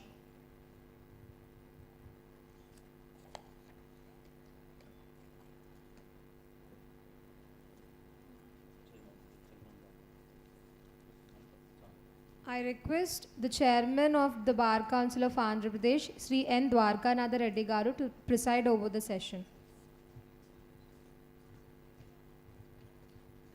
We are now before you, Vikas Ranjan Bhattacharya ji, a senior advocate for the Calcutta High Court and President ILU National Committee and member of the Parliament, Rajya Sabha. Your presence is endeavored by all of us, sir. Now I request Mr. Nara Srinivas Rao, General Secretary of the ILU, to introduce the guests to the audience. Thank you.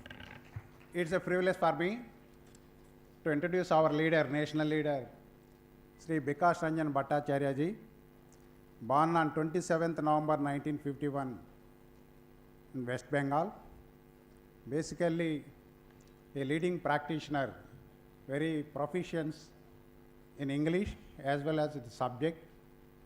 Sri Vikas Ranjan Bhattacharya served as a mayor, the biggest municipal corporation in our country, Kolkata, from 2005 to 2010.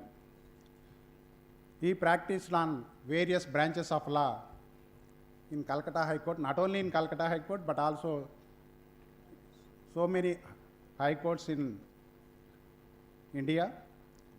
And in many cases, he appeared on behalf of the West Bengal government before Honorable Supreme Court also. He is not only confined to his practice in Calcutta High Court, but various parts of the country he appeared. In various high courts he appeared as a senior counsel and including Supreme Court. Sri Vikas Ranjan Bhattacharya, elected as a Rajya Sabha member from West Bengal, currently serving as member Rajya Sabha of our Indian Parliament. Sri Vikas Ranjan Bhattacharya consecutively second time he was elected as president of this prestigious national organization, All India Lawyers Union. He is also a towering personality and a leader, visionary leader who guides us in the organization. I request Sri Vikas Ranjan Bhattacharya ji to take the session. Thank you very much.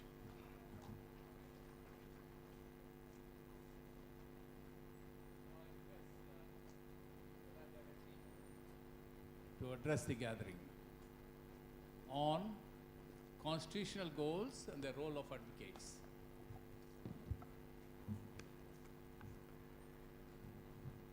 Friends, I am been ordained to speak on Constitution and the role of advocates.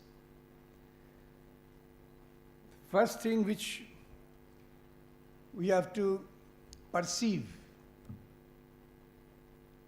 what the Constitution is. And then immediately to go, we have to consider that the Constitution of a country reflects the character and nature of the country. An Indian Constitution, as similarly of other constitutions of the world, they have a background socio-political history. The Constitution of India is the product of a prolonged struggle against the British imperialists by the Indian people. The Constitution suddenly did not come from the heaven, or it was not the blessings of any perceived God. the Constitution of India was achieved when British imperialism was facing a threat of outright defeat, and the colonial rule was about to be completely wiped out. Then this constitution, which came to us on the blood path, that blood has never dried. East India Company, I believe you will excuse me if I try to give a little bit of historical background.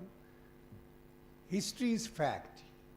That fact may not be liking to me, may not also be liked by you, but fact remains fact.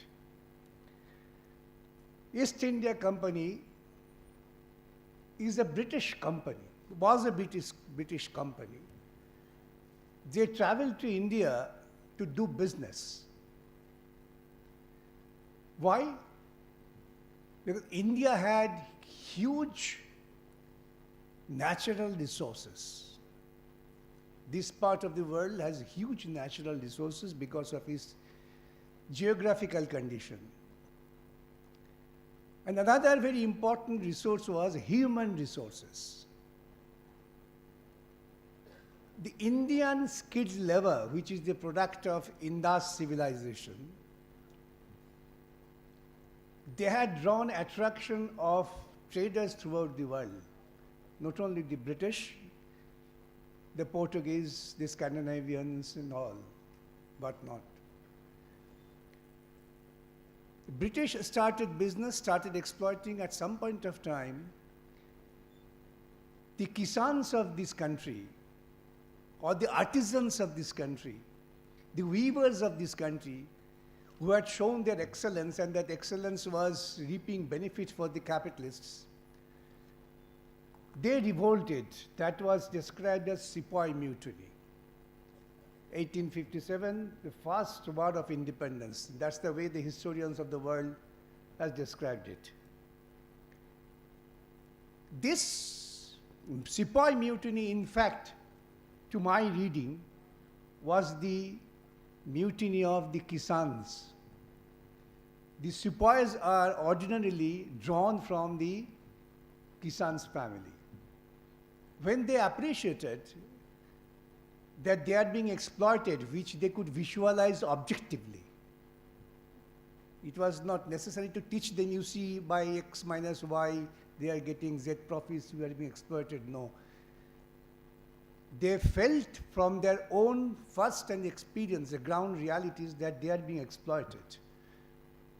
Whatever are produced by them is being exported to foreign countries, so to say England, and to patronize these other colonial countries. But the Kisans here are not getting their due.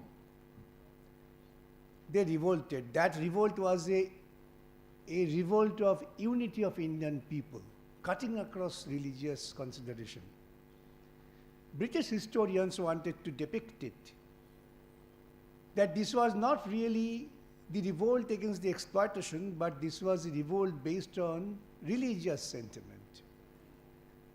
That was the slant given by the British historians. Now many British historians are nowadays is accepting that theory. And they wanted to divide the united strength of the Indian people. They tainted the movement as a tainted of Hindu-Muslim division on the strength of their food habit. It was said that these totas, or the bullets, if I may say so, that was made out of either cowhide or the pig hide. And that paid immediate dividend to the Britishers. We had to fight another 100 years to achieve the Indian independence. I'll just refer to two important era of this war of independence, because this is not a history class, I am not a history person, I really can't have any comment about that. Jallianwala Bagh movement, as you know, It's known to everybody. Now it has become a place of interest for the tourists. The Punjab people were brutally killed. Why? Because the Punjab Kisans and the people they were fighting, because their basic right of even take a procession was being threatened under the Rowlatt's Act. They had assembled to celebrate a social function of Baisakhi Day, as it is celebrated here in another name, and it's celebrated everywhere in the country in different name. That's the beauty of our country. Then the whole world, I mean, I am talking of the Indian community, got baffled. They became speechless. But one gentleman, who was the first Nobel laureate from Asia, Rabindranath Tagore, rose to the occasion and he returned the knighthood, which was the most coveted honor, a badge of honor by the Queen. While returning this badge of honor, Tagore wrote that this is not a badge of honor for an Indian. The Queen, who doesn't have the basic respect for the human lives and human qualities of Indian people, I cannot accept this badge of honor from that Queen. I return it. And he was very strong in his words. That created a ripple throughout the world. What happened? That someone had the courage to return the badge of honor offered by the Queen. After this, the Parliament of England, they decided to discuss the issue. That really hurt their sentiment.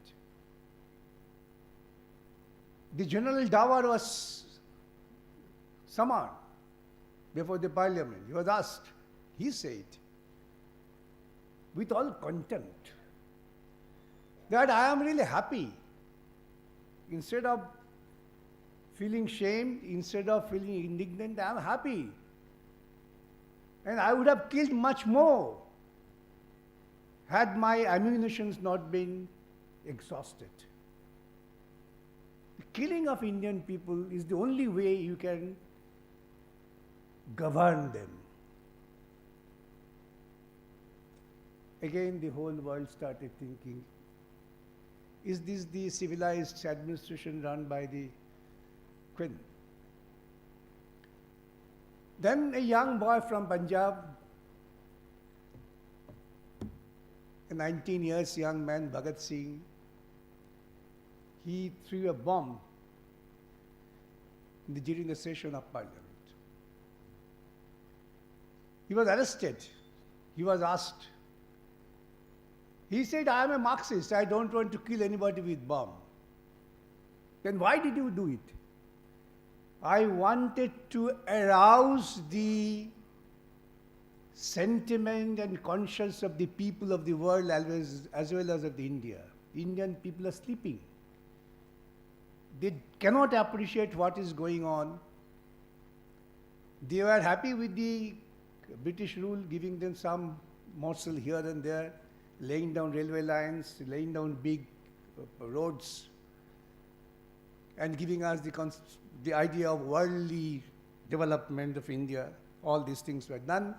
Therefore, I wanted to rouse them. Let Indian people rise to the occasion. And then following that up in 1930s in Chittagong in Bengal, that Chittagong is now in Bangladesh, which is the third country created in the effect of the anti-British war. There, a young school teacher organized the young people, formed a guerrilla troop, and seized the British armory in Chittagong. And they kept under their occupation for 3 days. Obviously, there was an uneven battle. Thereafter, the British forces could reoccupy that. That was in 30s. In the meantime, Mohandas Karamchand Gandhi, who had a very bad experience in South Africa as a lawyer, came down and thought of a new method of resistance against the British regime. That was Satyagraha. His theory was, now which is being extolled globally, that I don't cooperate with you. I don't cooperate with you running your administration. My commitment is to my country, that is my truth. Commitment to the truth, I non-cooperate with you. That got the whole Indian people united. At the same time, the Second World War, you must have seen, the fascist Hitler was dreaming to crown the world with fascism. His dream was shattered by a communist-run country, then Soviet Russia. With the defeat of Hitler, the colonial forces started thinking that this is the defeat of the era of colonialism. And immediately, British Parliament decided that it's high time that we should leave India. Another signal came that with the aid of Japan, Subhash Chandra Bose, he is known as Netaji, he had formed an army of Indian people called INA. They are also marching towards India. They had entered to Manipur. All these combined forces, which was admitted by the then Prime Minister of London, England, Mr. Attlee, forced them to say, we are leaving. Now, when the movements were at the peak, in the early 1900s, two fundamental religious groups raised the voice of two-nation theory. The Indian people who have been living together years, thousands of years together, who have been fighting the Britishers. The British capitalists, as you know, they are very much cunning to have their capital control throughout the world.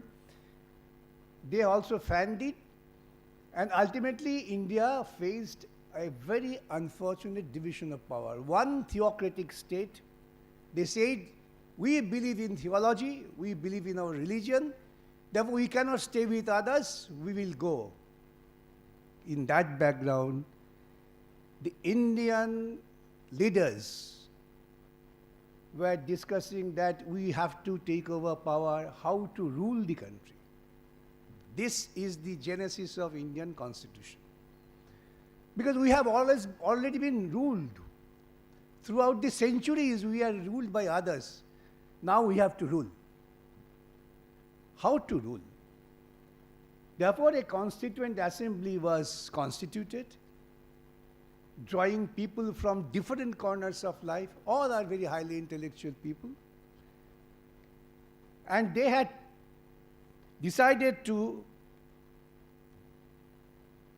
make a constitution.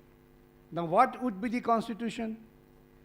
How it is to be proceeded with?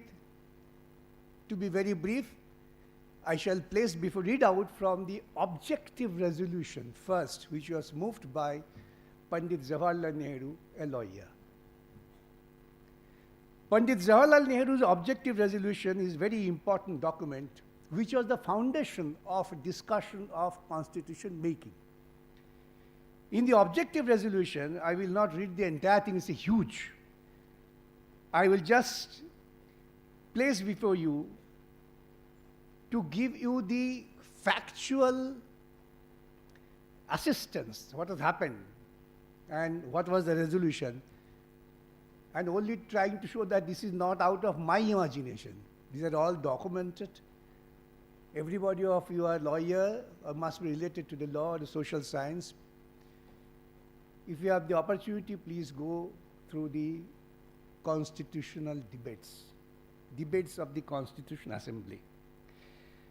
I just place you very important part of it. I will not read the entire thing, that will take hours.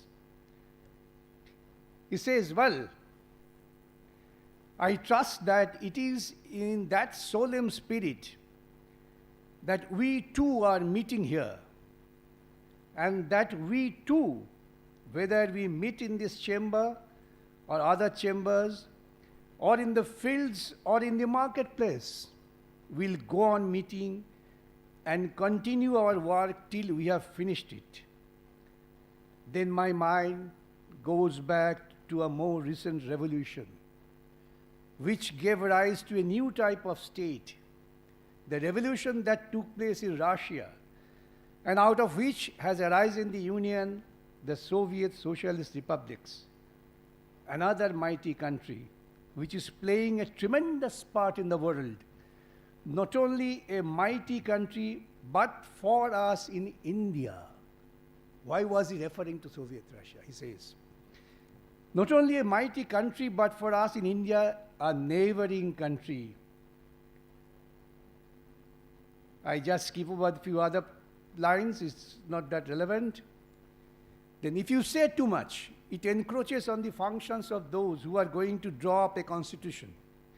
That is, on the functions of this house. The resolution is not a part of the constitution we are going to draw up, and it must not be looked at as such.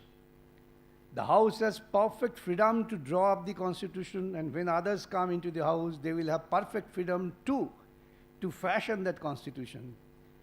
The resolution therefore steers between these two extremes and lays down only certain fundamentals, which I do believe no group or party and hardly any individual in India can dispute. We say that it is our firm and solemn resolve to have an independent sovereign republic. This is the first concept thrown to the Constituent Assembly. We want to have an independent sovereign republic. I may on going giving this reference very frequently. It must inevitably be a republic. Now, some friends have raised the question, why have you not put in the word democratic here? Well, I told them that it is conceivable, of course, that a republic may not be democratic, but the whole of our party is witness to this fact that we stand for the democratic institution. He says this is a foundation. I don't have to say this. Obviously, we are aiming at democracy and nothing less than a democracy. What form of democracy? What shape it might take is another matter. The democracies may not have to change their shape somewhat before long if they have to remain completely democratic.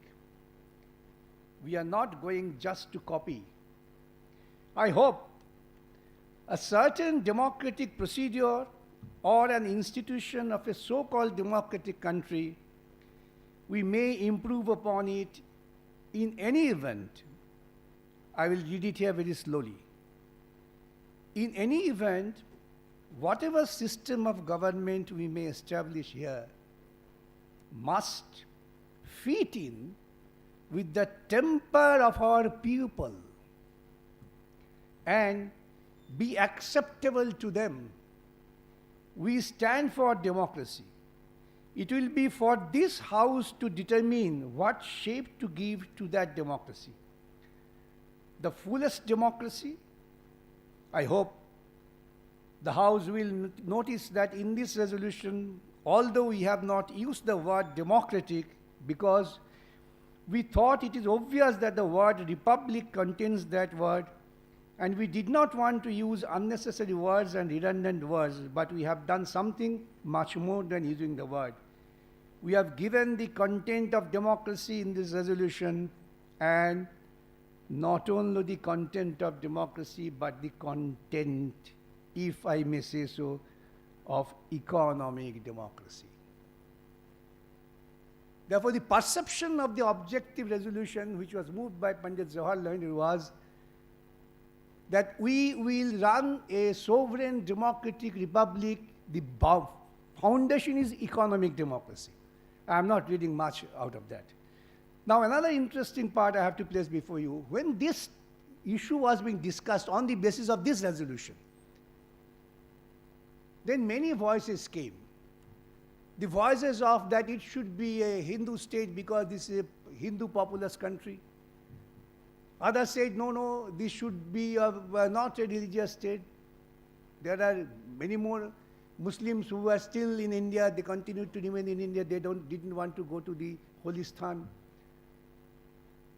Christians were there, minorities were there. Many voices came. And one interesting voice that really struck me, I shall place for your consideration, was the voice of, a speech of Mr. Jaipal Singh. He was a member of the Constituent Assembly. He was representing the Adivasis from Bihar. This statement, according to my reading, had thrown the real light of Indian society, and that led ultimately to accept the Constitution and the preamble. What did he say? I will read out very short speech, but very interesting speech. Sir, I rise to speak on behalf of millions of unknown hordes, yet very important, of unrecognized warriors of freedom, the original people of India who have variously been known as backward tribes, primitive tribes, criminal tribes, and everything else. Sir, I am proud to be a Jangli.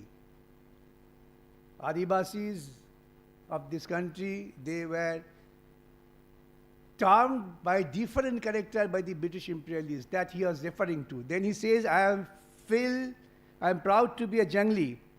That is the name by which we are known in my part of the country. Living as we do in the jungles, we know what it means to support this resolution. On behalf of more than 30 millions of the Adivasis, with huge cheers in the house, I support it not merely because it may have been sponsored by a leader of Indian National Congress.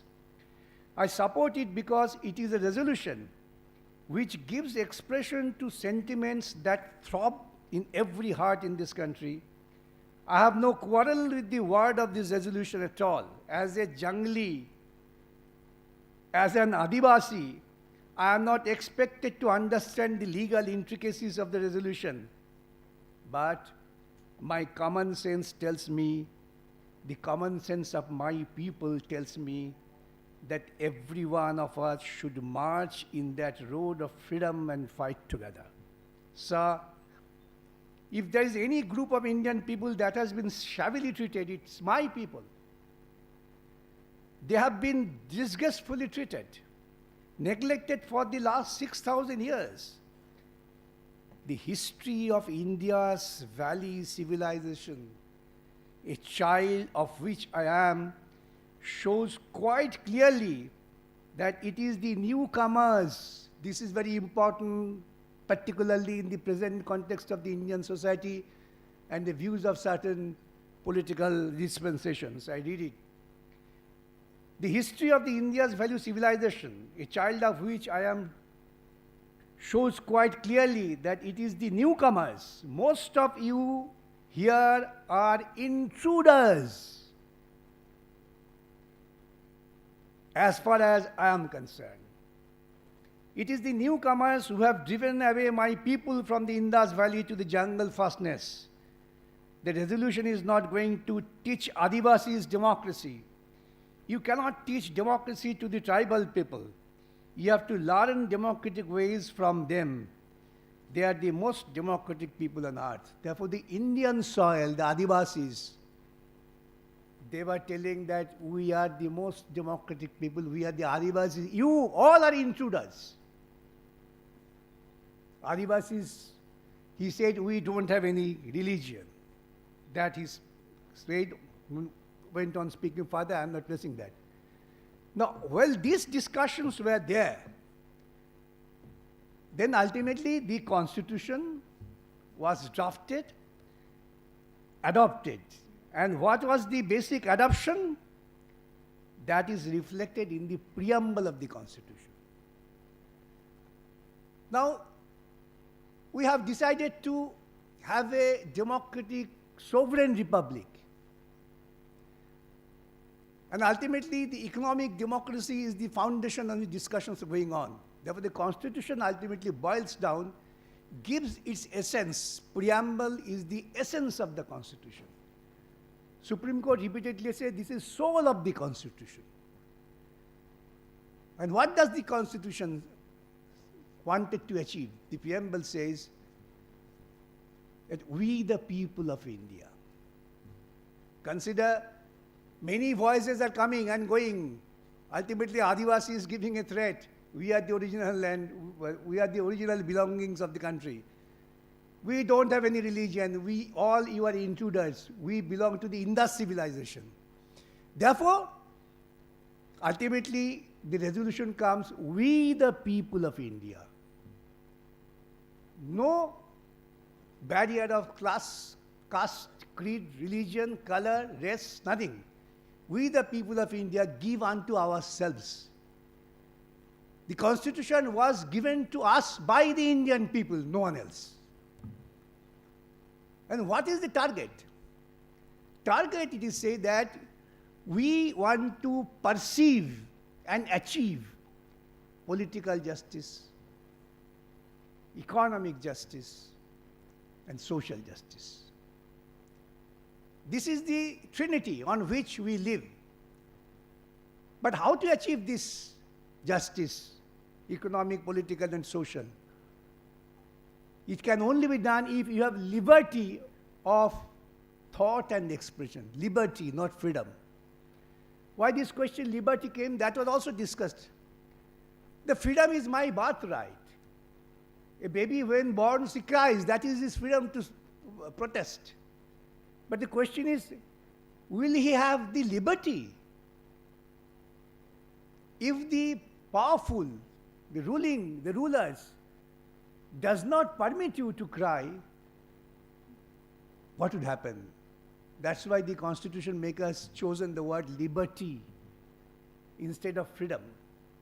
Liberty of thought and expression. Now, expression arises only you have an idea. You have your own thought. And thought can only be achieved if you have proper information, proper education. Therefore, the basic duty was to have the education to all, to encourage them to have their thought process and to express openly their mind.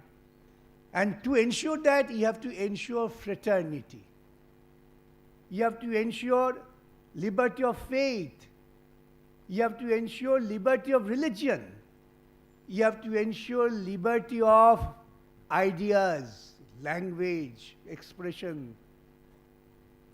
Today, even our food habits are going to be curtailed. Liberty, even in case of food habit, is gone. It's sought to be made. Therefore, the Constitution makers thought one thing after having direct 200 years of anti-British war. We say the liberty of thought and liberty of expression. And this should be achieved by a republican sovereign government. How would the republic? Now it was said that every 5 years we will elect people to rule us. Because we are the governors and we are the governed. Therefore, we will fix up our rulers. But what would they rule? It can't be monarchical rule. It can't be like that the king can do no wrong. It can't be like that the God is king and king is God. It is that we would be ruled by our own representative, but what would be the target of ruling, achievement target is also fixed. Political justice, economic justice, social justice, ensuring fraternity and dignity of person. Preamble is very short. I am sure everybody must have gone through it. If not, please go through it. I can just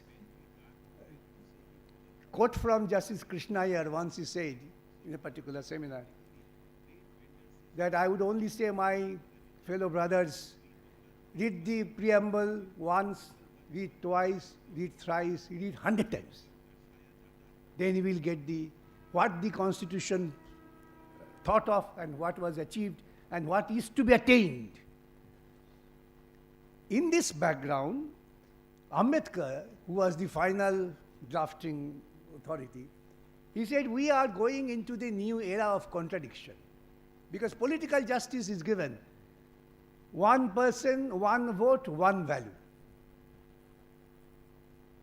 He was, of course, a well-known person, having huge knowledge of law, society, and others. He expressed a doubt, even in the House of the Constituent Assembly, that we are entering into an era of contradiction. Political justice, but would really one man, one value, one vote be made practicable? Why? I'll come to why later. I just give an example. I was thinking myself. Now suppose in a factory owner has one vote, one value. And the casual worker has one vote, one value. A rickshaw puller has one vote, one value. And I am riding rickshaw, commanding over him has one vote, one value. Would it really be practicable? He said it would be feasible and practicable only when we can achieve economic democracy. We can achieve economic justice and transform it into social justice. If I am to depend on the factory owner's whims, that if you ask me a question, freedom of thought, go back. Just now when I was entering to this hall, one phone call came from Calcutta. One casual worker of a college, he had participated in the election process, not candidate. The principal called him and said that you have participated in the election process, now you have to go back.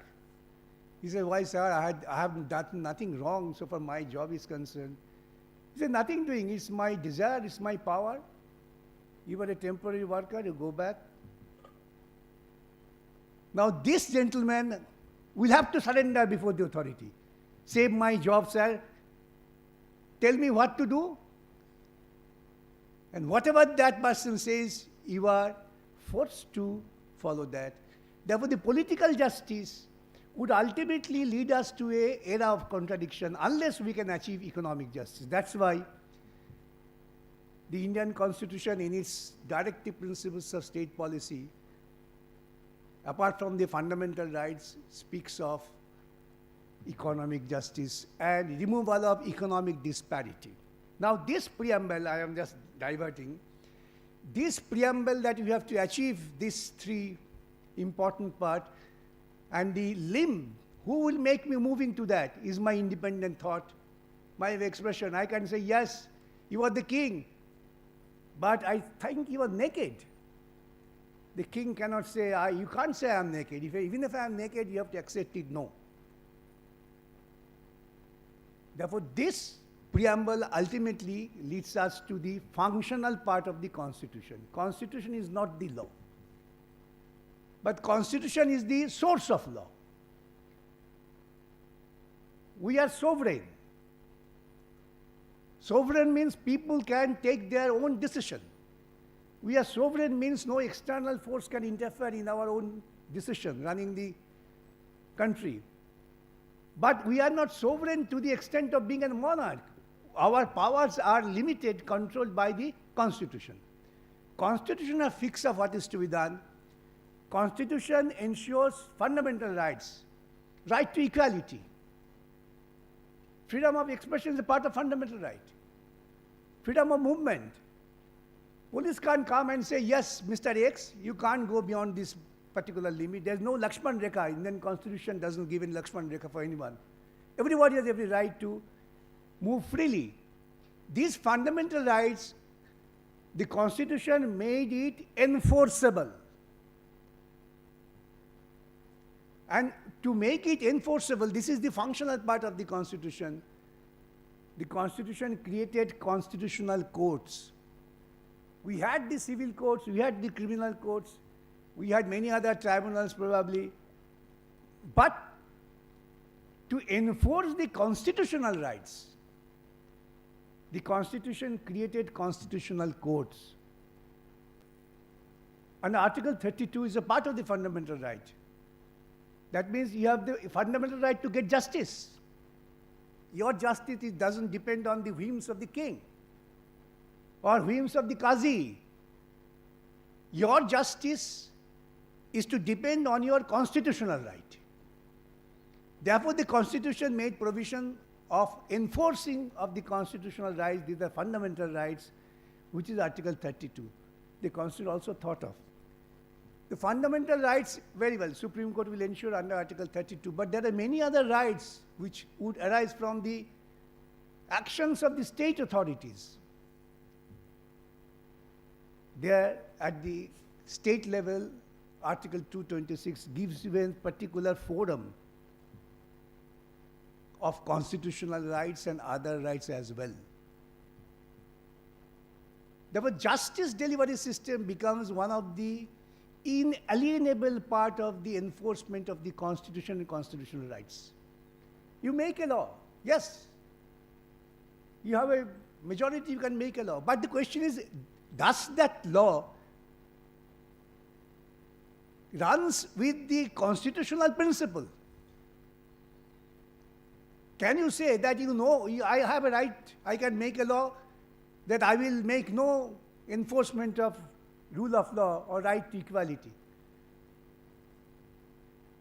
You have no right. I can make a law that this group of persons, like it was made by the Britishers to the Adivasis, which was reflected by Jaipal Singh Ji in Constituent Assembly, that you have earmarked as dacoits, thieves, and you have thrown us to the corner. That cannot be done. Therefore, the enforcement of the constitutional rights, the constitutional machineries were created. But what should be enforced? The enforcement is the rule of law. It's a sovereign democratic republic. Republic is the representation of the people. All people has to be treated equally under the law. Today we cannot make economic justice. I can't say that myself and my rickshaw puller would be on the same plank, but Constitution says may not be on the same plank today. But your attempt would be to ensure that the gap of difference of income is gradually minimized. It doesn't mean that take away a Mangal Sutra from this lady and give it to other lady. This sort of wrong ideas is really destroying the constitutional basic forms. Whoever says that is against the Constitution. Constitution entrusts upon you. You have been elected on taking oath of the Constitution. By touching the Constitution in the forehead is not the functional form. You have to make it functional. By that, you have to take policy decisions which will gradually minimize the gap. But what had happened? That's why the Constitution is a dynamic instrument. Everybody says the Constitution is not a static one. Like any other sub-constitutional laws, the Constitution is dynamic. With change of time, the constitutional principles interpretation changes. And that's the beauty of the Indian constitutional jurisprudence. In the last 1 year, after the pandemic, India had been proud of 36 billionaire families. That's the report given by one of the world's most reputed economic journal, Forbes. But at the same time, the Indian people are going down and down in the hunger index. They have expressed their surprise. How could it possible? The country which is producing billionaires is going down and down to the hunger index. That shows, unfortunately, our policymakers could not make a policy which reduces the gap. On the contrary, the policy which widens the gap. We will say as a government, this is not permissible under the Constitution. I have right to say this.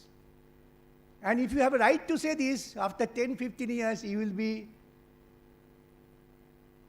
what do I say, you will be accused of violation of UAPA. We have seen a lady, an author.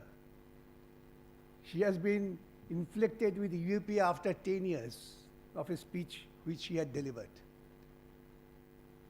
Therefore, the Constitution does not empower you. Constitution empowers you to govern according to the rule of law. Law means not anything. Law means which is permissible under the constitutional principle. Constitution says nobody is above the law. But at the same time, everybody is treated equally under the law. This equality and fraternity is the basic perception of our Indian Constitution. There are many articles. You need not be bothered about those articles. What the Constitution lovers, Constitution seekers, the Constitution perceivers, and the students will have to go by the ethos of the Constitution, which is the preamble, and that gives us the basic idea of right to equality. We have to see whether the right to equality is being gradually enforced. I again say, don't think it can be done today. But we have to see whether we are proceeding to that. At one point of time, there were government policies by which national properties were created. All these basic infrastructures belong to the nation. We all were owner of that. Unfortunately, we are now seeing that these are being gradually shifted to the private individuals. Would that again not be against the principles which has been described in directive principles of state policy? That you have to consider. I'll not take much of your time. I believe I have already taxed much. Therefore, I will conclude appealing to you that let us create a situation. Let us create a society where we can disseminate knowledge, make us more universities, more colleges, more schools. The students should go. Why should not we have 100% literacy? Literacy doesn't mean only 3 Rs. Literacy means you have a right of independent thought process. And then allow them to say. Because by criticism you are strengthened, not weakened. But by blogging the criticism voices, you are really leading yourself to a cul-de-sac situation. Let us not do that. Let the Republic, I will conclude quoting from Rabindranath Tagore, I can't really translate it. He perceived Republic is like that. Amra shobai Raja, everybody is king. Since we are ruling the country, Amra shobai Raja, amader ei Rajar Rajotte. It's our kingdom. We are all king. And that's why we can correlate with the king. We are good and king is good. We want king to be good like us. That is the perception of republic, and that should be achieved, and we should try for that. Thank you.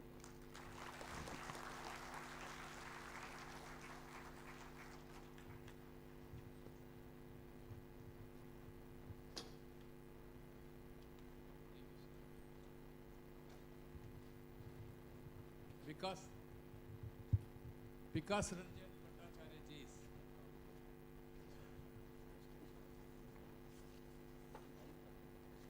Vikas Ranjan Bhattacharya ji's presentation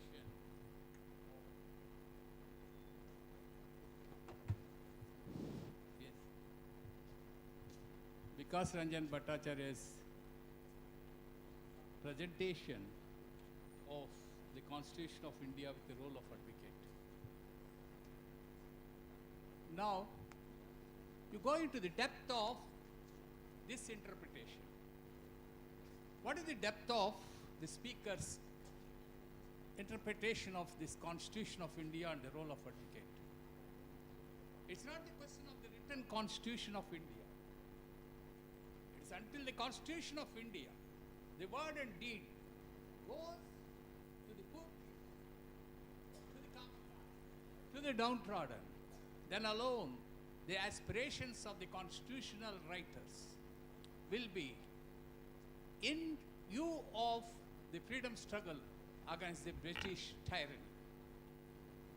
Thank you very much, sir. What I understood it, I told to my advocates.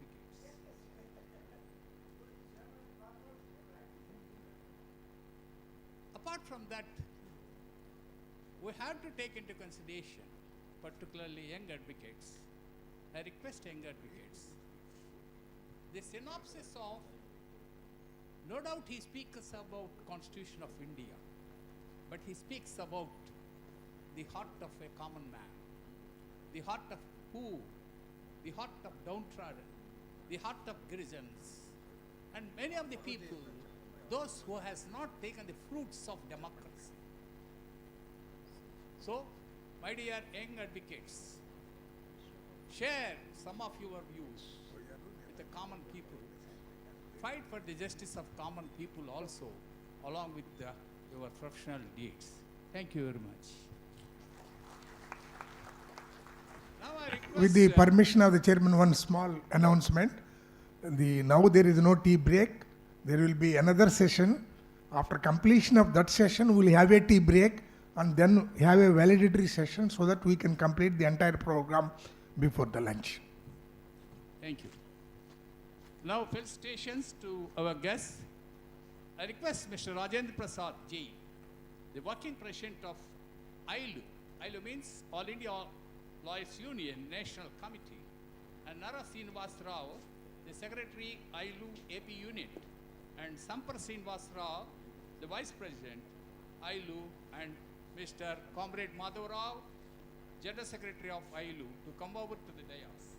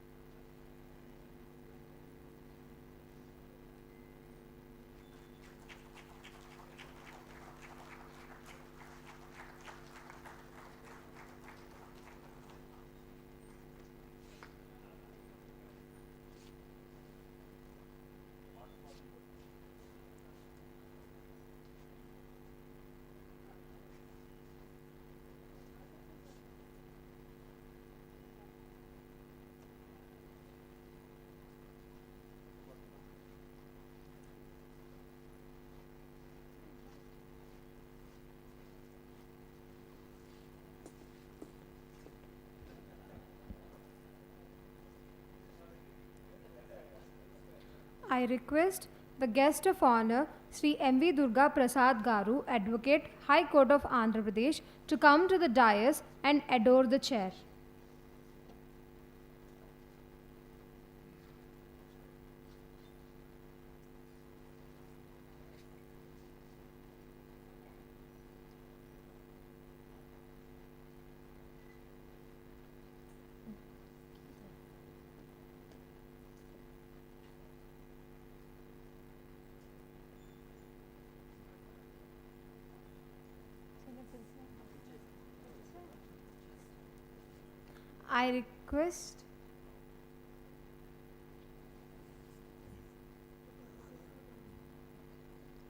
I request Mautashi Thakur Garu, Deputy HOD, KL University, to present a bouquet to the guest.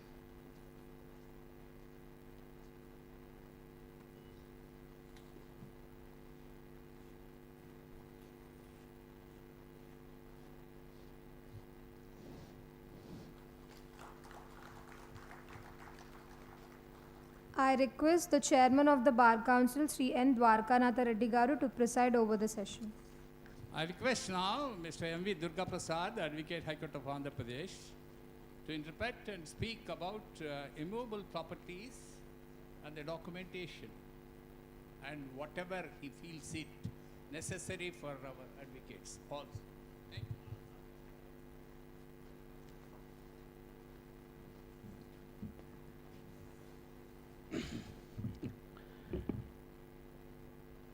Greetings to everybody.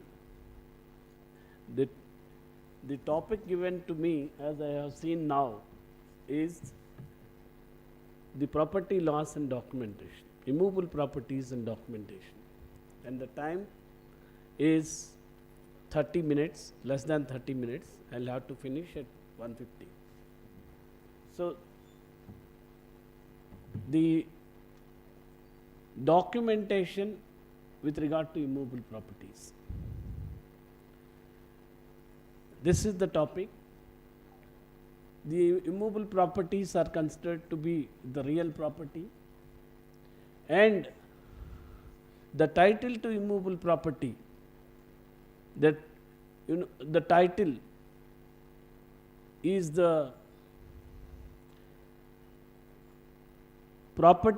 title to immovable property. You will have to trace on the basis with reference to the statutes that are governing that particular property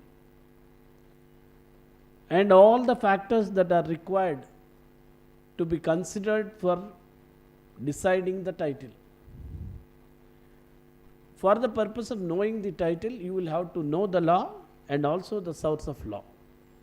Source of law is de facto, whereas title or right recognized by law is deserved. Now, when it comes to immovable properties,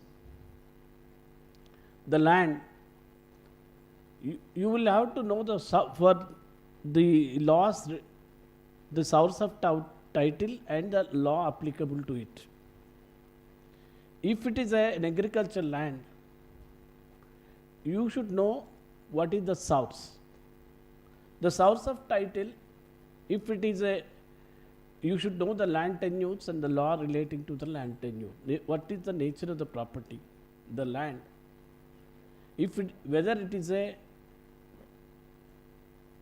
Jamindari village, whether it is an Inam in Jamindari village, whether it is an Inam village, you should know the land tenures to source the original title.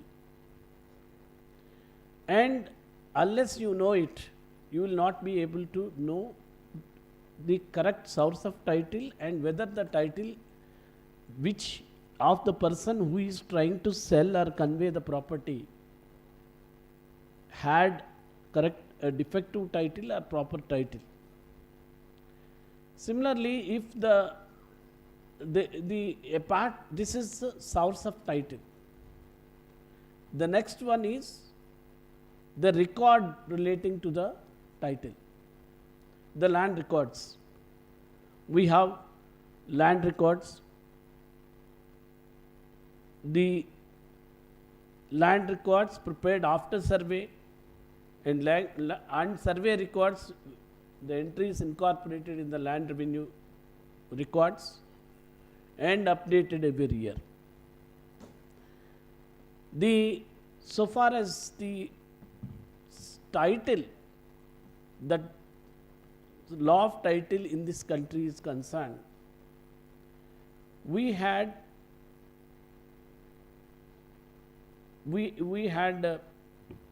a sort of Jamindari, Raitwari system and Jamindari system.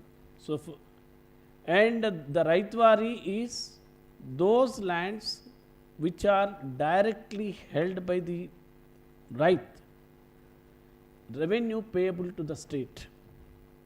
Whereas in Jamindari, the system is the Jamindari system is nothing but that arose out of permanent settlement. What is permanent settlement? The revenue farming rights that were granted to the Jamindars permanently are they were taken as landholders, which is not true. The reason is, in this country, the tiller is the owner. Whoever occupied the land, started cultivating, is the owner. At that time, the land is it is not the land that is wanting, land is abundant, it is the tiller who is wanting. Because the state wanted the revenue. So the land tiller is always the landholder, and what the state has is only a share in the usufruct or the crop, that is Rajabhoga or Melivaram right. The rest belong to the tiller. It is this revenue, the right of revenue to the state, that is called land revenue, that is auctioned by permanent settlement, and that permanent settlement, the Jamindar who only had a right to collect the land revenue. But in the process, the lot of controversy arose in India as to who is the real owner. The Britishers who had the manor system, they understood that the landholder is the Jamindar and the tiller is the tenant. But tiller is not the tenant, he is the owner. From then, after there is a lot of agitation in the manner in which the land, these Jamindars were evicting the tillers. Therefore, Estate Lands Act 1905 was brought. And after the independence, there was reforms in land tenures. The major estates were abolished by the Jamindar Abolition Act, and the minor estates were abolished under the Inam Abolition Act. And the patta was to be granted to the tiller under section 11 and to the landlord under section 15, the Jamindar. And so far as the Inam Abolition Act is concerned, the Raitwari certificate will be issued. In respect of the land which is directly under the British rule, the Raitwari lands, the patta was granted on the basis of, patta is recognized on the basis of the original, whoever was the tiller, he was recognized as a pattadar, and he was the khatedar. That means he will have a revenue account. He will have to pay the land revenue. If he doesn't pay, then his account will be deleted and the property will be put to auction. What does it mean? If it is put to under Revenue Recovery Act, that means the title is held by the khatedar, the pattadar. This is how the agricultural lands title is traced. When it comes to urbanization, slowly the land records are maintained. Land records are maintained by the urban bodies, and the property tax register is taken as similar to the Adangals to show the possession. When it comes to documentation, that means the transfer of property. Transfer of property has to take place in accordance with law. The Transfer of Property Act does not confine only to the immovable properties. It is only from section 38 to 53A which exclusively govern the transfer of property. What are the properties that can be transferred, what can't be transferred are mentioned in section 6, and what are the principles that govern the transfer of property, different principles. Property is not defined in the Transfer of Property Act. Property, and if you see the different provisions of the Transfer of Property Act, it applies both to the movable properties, immovable properties, tangible, intangible, and the rights in the property, even the actionable claims also. If you see the definition of exchange, you will find that it governs not only the immovable properties, both movable and immovable properties, but also money. Even exchange of money, if you see the definition, and kindly see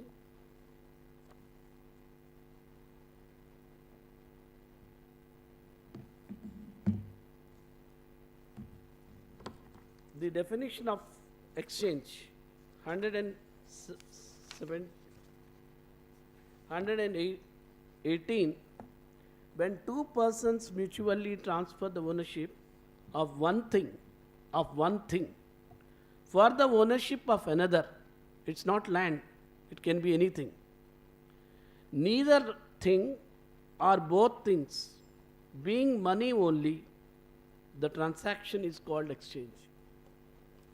That means if it exchange, there shall not be, it can't be exchanged for money. It can be exchanged for anything other than money. And money can be exchanged with another money.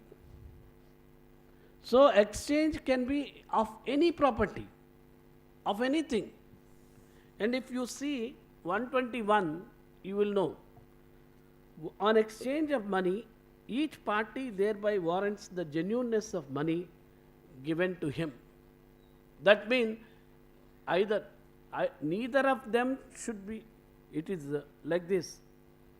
Neither thing or both things. Exchange, money can be exchanged only for money.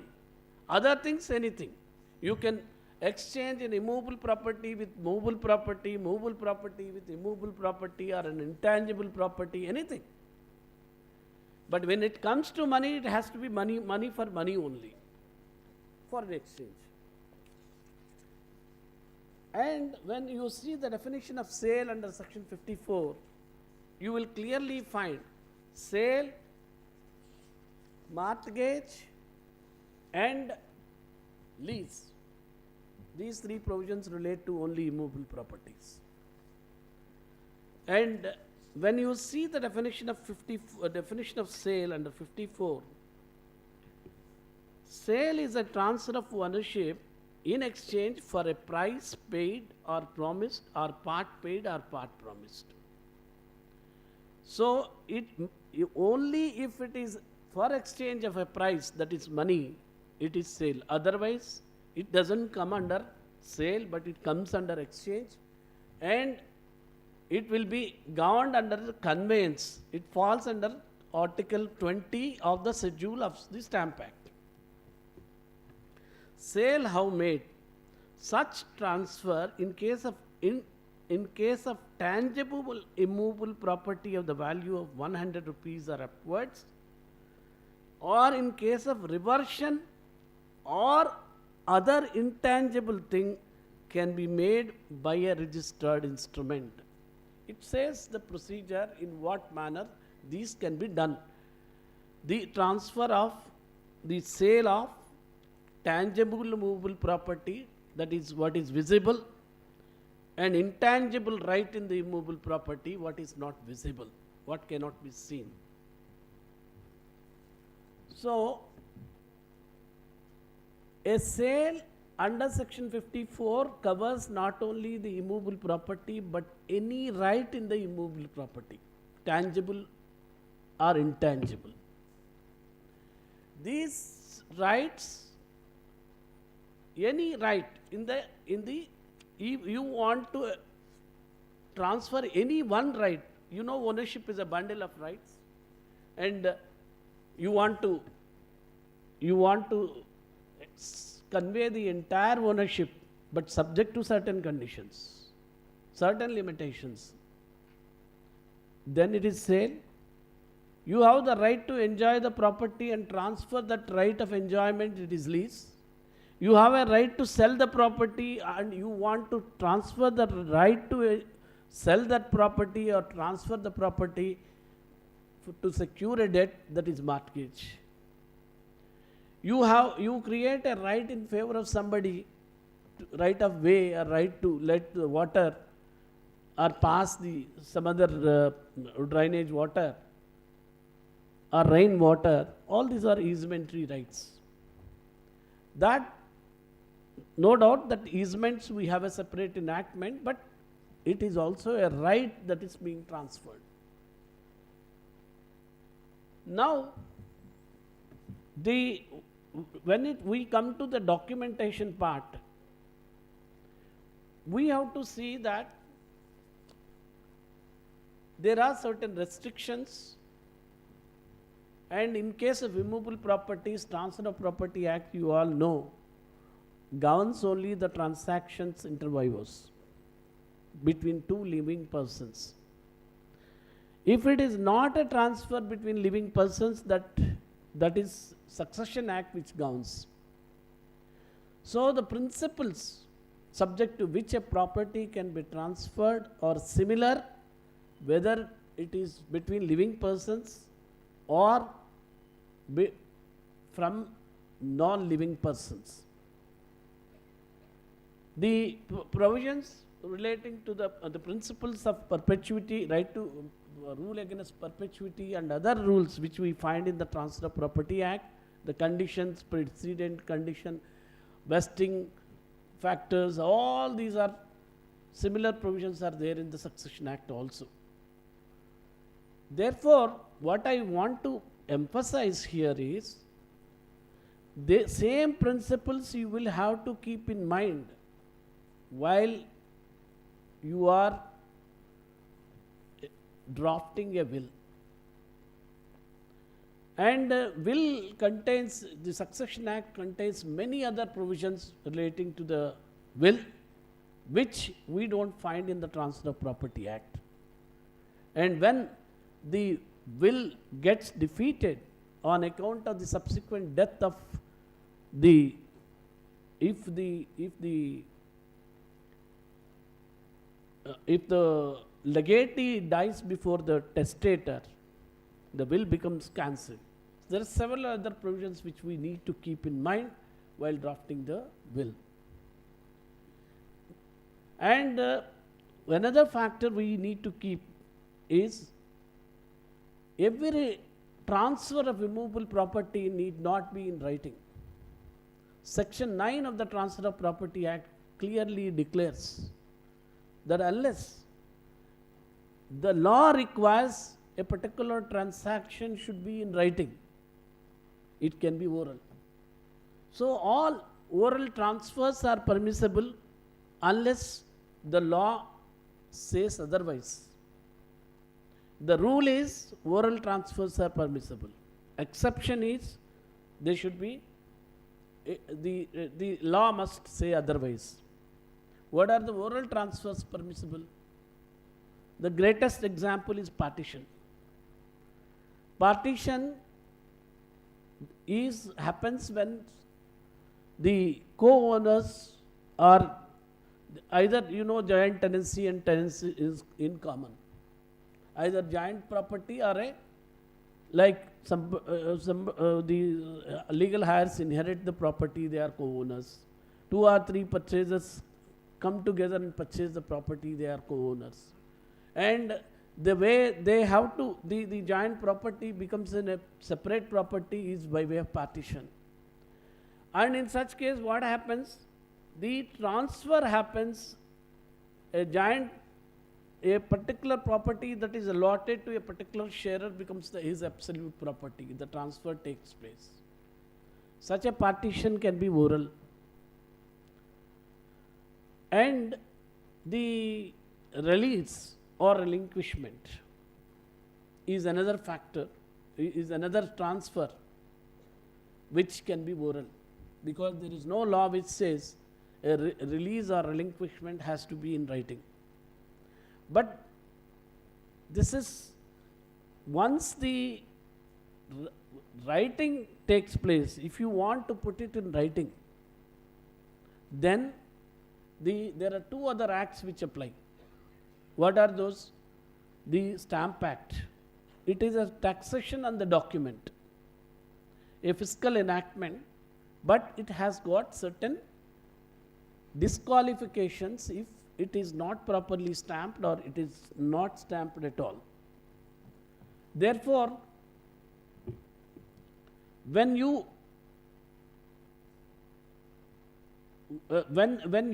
draft a document, you will have to know whether the transaction, oral transaction has already taken place, or you want to effect that transaction under a document. That makes a difference so far as the Stamp Act is concerned. How?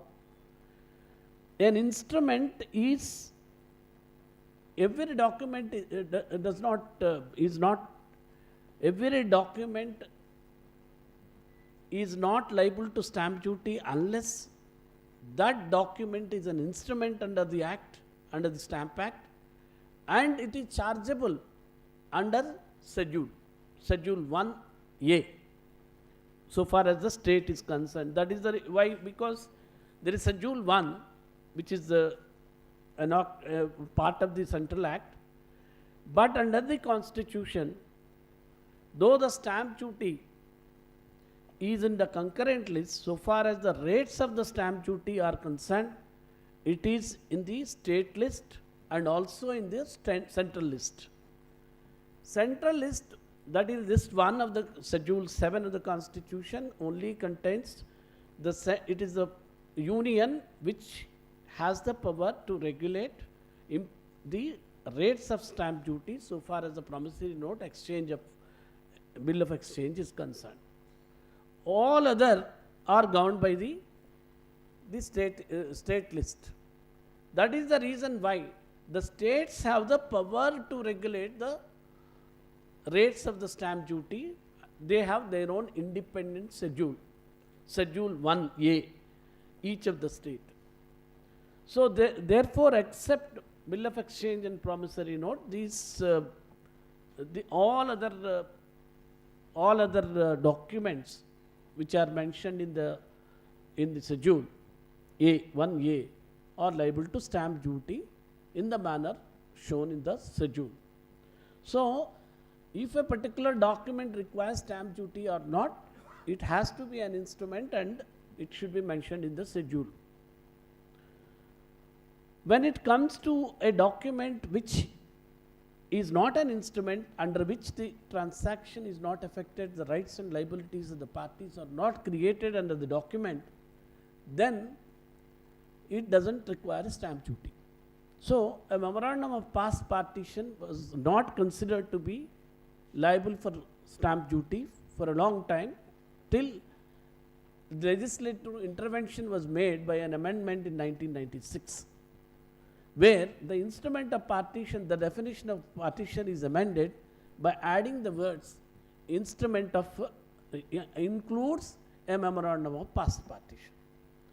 But when it comes to other documents, similar, you make there is a release, or under a hiba, there is a Muslim gift, which can be oral, which is exempt from the provisions of the Transfer of Property Act. If you, because you want either there is a oral gift, oral partition, but you want to effect mutation, they want some document. Oral means you convey. Orally, the authority may not accept. He may issue notice to all the shareholders, and if he comes and agrees, he may effect the mutation. Another way is by way of an affidavit that we have already shared the property, joint property, shares are distributed in this manner. This particular property has gone to the share of XYZ. And there is an amendment in Telangana Record of Rights, new Record of Rights Act 2020. This is a very important for the purpose of our discussion, 2020 Act, because there is the documentation part, drafting, conveyancing is concerned, it is the knowledge, experience and skill of the lawyer that goes into it. But a lot of legislative changes are coming. Earlier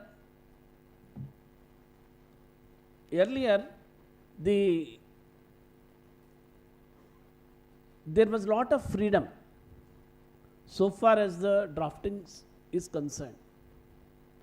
This freedom is initially intervened by amendments to the Stamp Act.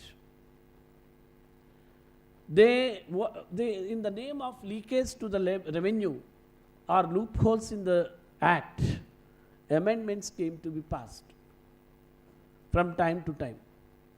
For example, the agreement of sale, still agreement of sale is liable to stamp duty. The maximum was 100 rupees earlier. In Tamil Nadu, even today, 100 rupees only. In West Bengal, it is still 100 rupees. But in Maharashtra and following Maharashtra, United Andhra Pradesh, 1996, there was an amendment. If an agreement of sale coupled with possession, it must be treated as sale. And there was an amendment to section 6, 6A, 6B, 6C were made. And there was also an amendment to the GPA, saying that if you earlier also GPA, if conferred with, if it is irrevocable, it was like conveyance.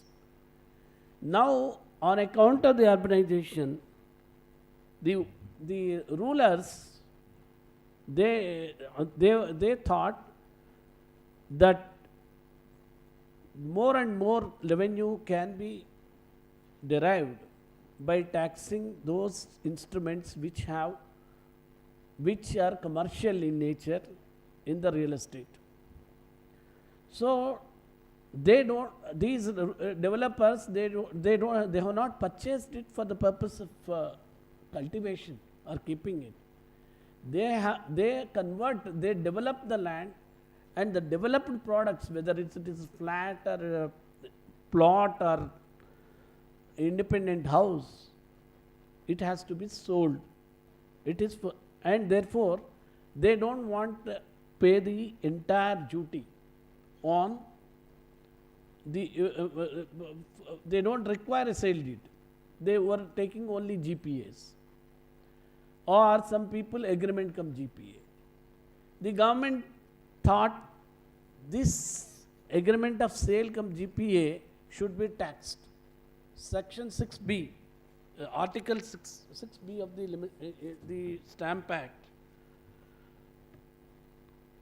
it says, I don't have the book, it says, if the property is for the purpose of, if it is for the purpose of development and sale of apartment and construction, then the estimated value of such construction or development shall be the criteria for the agreement. It is the estimated value. And then whether there is lot of controversy whether Section 6, the Article 6B applies to agricultural lands or open lands, because there is no construction is contemplated. And mere agreement of sale without any contemplating any construction are held to be liable for stamp duty under 6C for a fixed stamp duty by a division bench and of the United AP, Justice Bhikshapati and Justice P.S. Narayana, and still no sub-registrar accepts it. There will be this, if you go for registration, because now by an amendment, even Section 17 of the Registration Act is also amended, making agreement of sale compulsorily registrable. Of course, so far as the, except for specific performance, it cannot be taken as an evidence, it cannot affect the property, all the vices of non-registration will be attached to it. So the challenge for these documents is that you will have to know the stamp duty and registration. When it comes to registration, the certain enactments were also came to be passed, where the document has to be in the prescribed form. Section 13 of the RERA Act prescribes, says that the agreement has to be in the prescribed form. So the rules are framed, there is a format you will have to follow. There is no question of your skill, your experience and knowledge can be applied in this, because it is to be in the prescribed form. And a latest 2020 Telangana Record of Rights Amendment Act, not amendment, new act of 2020, is a very small act. What it has done is, section 5, the documents relating to sale, gift, conveyance, etc., lease, have to be in the prescribed form. You have no option. Whether it suits your requirements, whether it really transfers the property, you can't help, because that is the law. And they have prescribed a format. If you see the format, it doesn't, because it is how, this is how the technology is giving, the technology, in the name of technology, the law which we apply for the purpose of knowing the title or transfer of title, all are given a go by. For a simple example, the technology doesn't permit you, whoever is the, you know that it's a joint property, either by way of inheritance or on account of joint purchase or on account of the joint family. But the pattadar name, only one of the persons will be mutated. As per Dharani, you cannot, nobody can be vendor except the person whose name is found there. So, though under law there are several owners, the executive law, that is the procedural law, recognizes only one. One is the owner, only he can be the vendor. For a long time, there is no other provision even to be the consenting parties. Consenting party, at least to other shareholders to bring as a consenting parties. It is after one and a half year agitation, the government permitted consenting party. But only as a consenting party, not as vendors. And a consenting party means you are not transferring the property. There are 10 people shareholders, one of them who is having only 1/10 share, he will transfer the property, others will agree to it. Then there is no transfer of properties taking place. What is happening is, you want to bind the other shareholders by principle of estoppel, not by transfer, because this is the compulsion of law. This is how our land administration is so indifferent or even arrogant or unmindful of the consequences. And in Karnataka, it is still worse. At least they will only permit witnesses. And the lawyers started writing consenting witnesses. There is, so far as we know, witness is a witness. He is not party to the document. He is only an attestor. He is a witness to the signature, not to the contents. He doesn't know anything. I signed, you attest, anybody would attest. He cannot be attributed knowledge of the contents. And at any rate, it cannot result in the transfer of property. There, even the principle of estoppel, to apply the abstract principle of estoppel also is difficult. And you have seen here, Land Titling Act. Of course, now it is repealed. The government is yet to pass probably the ordinance. but in principle it is agreed to be repealed. We will not go into debate whether the merits and demerits of the act. What is its impact on the documentation? The Titling Act, unlike the Telangana Act, doesn't deal with the documentation or registration part. What it says is, it can, it recognizes the person who is registered as the owner. There is no provision under that act also to, though ownership is a bundle of acts, tenants and mortgages are also mentioned, but other rights. No certification is required for every right which is mentioned there. And you will have to inform whatever right you have acquired, that also requires certification. It has nothing to do with the transfer as such. You execute, whatever right you have acquired by way of inheritance, by way of document, etc., you will have to go intimate and obtain a certification. If you don't do don't obtain such certification, then your right cannot be enforced. That is how it is. In case of disputes, this is the most controversial part of the act. All the powers are given to the officers of the government, though the adjudicatory powers should be given to the courts. Anyway, my time is up. Thank you.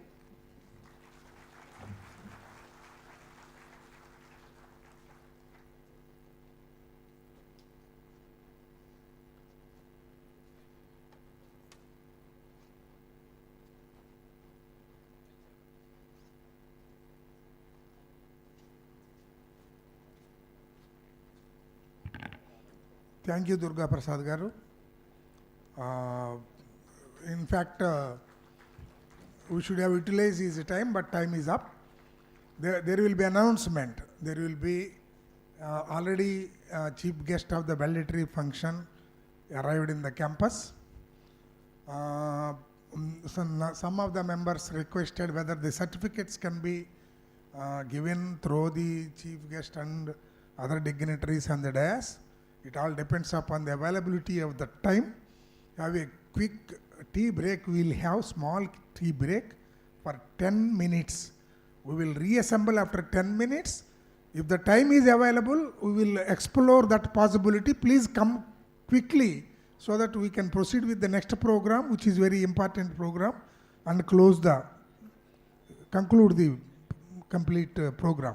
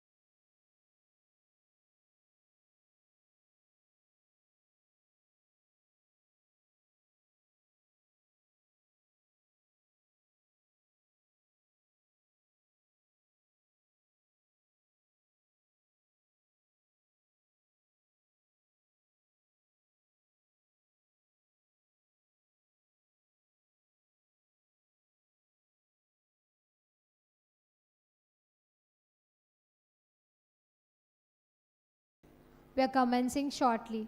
I repeat, I request all the advocates to be seated in their places. We are commencing shortly.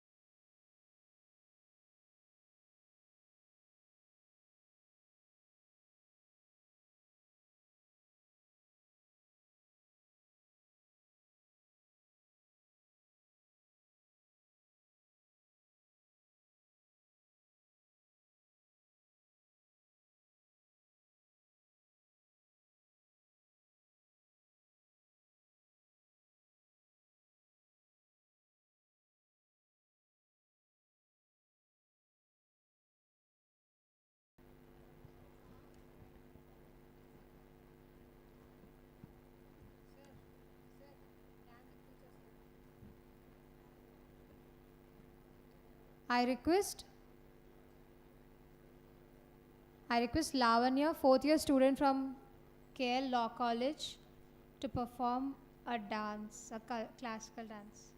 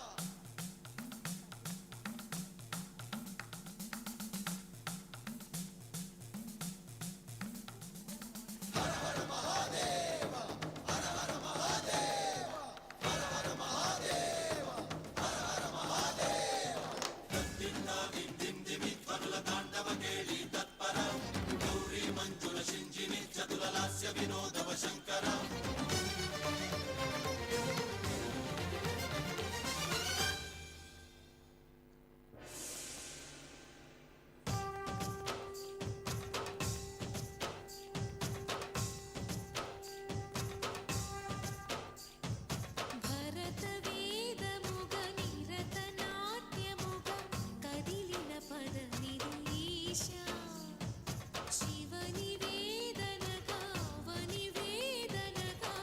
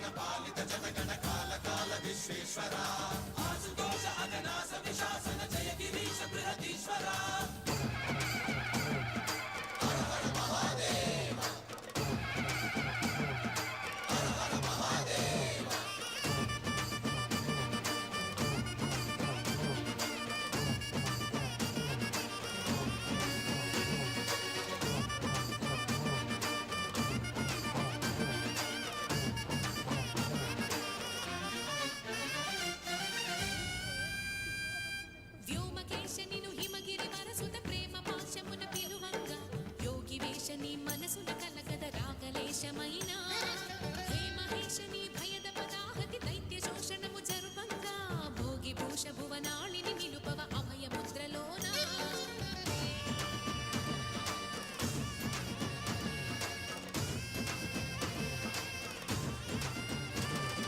నమక చమకముల నాదాన యమక గమకముల యోగాన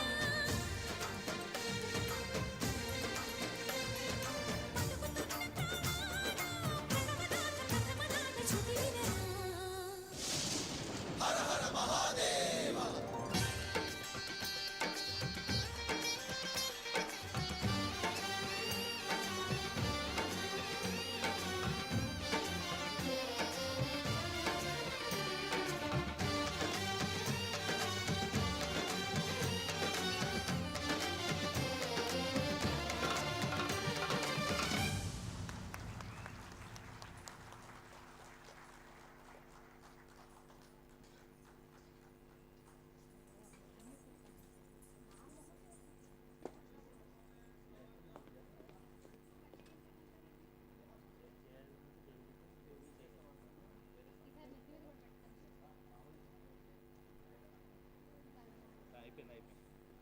నానా ఇది దీని తర్వాత ఈయన కూడా పిలువ moment okay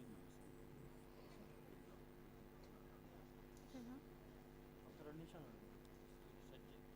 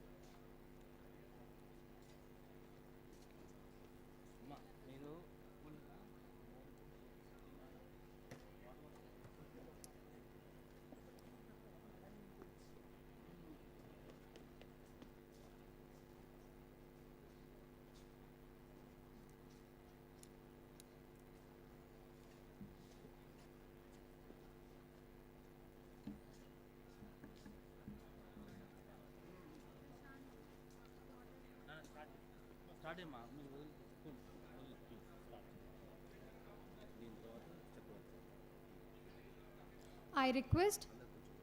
I request everyone to please be silent. I repeat, I request everyone to please be seated in their places and please turn on your mobile phones onto silent mode. I request the Honorable Sri N. Dwarkanatha Reddy Garu, Chairman of the Bar Council of Andhra Pradesh and President of today's function, to come to the dais and adore the chair.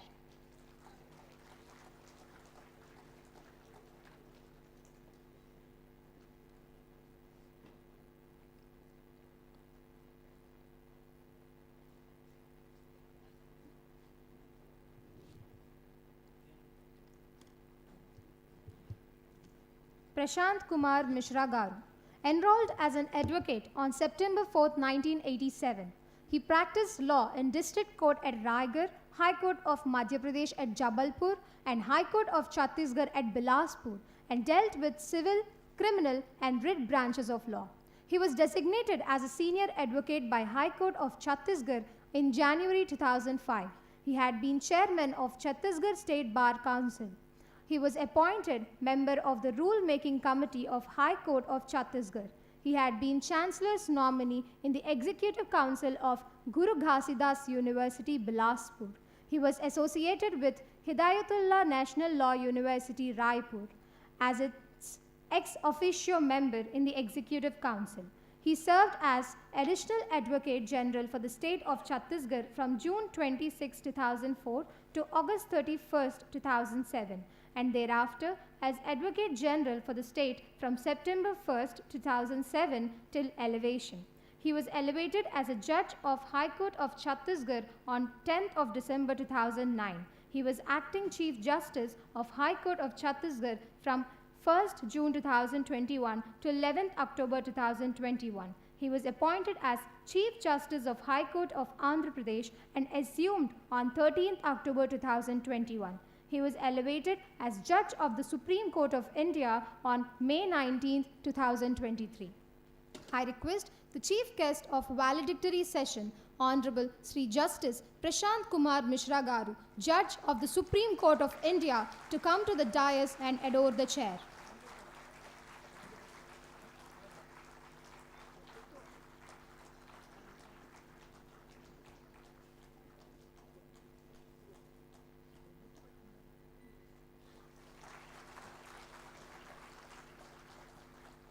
I request Sri Y. Nagireddy Garu, Member, Bar Council, to present a bouquet to His Lordship.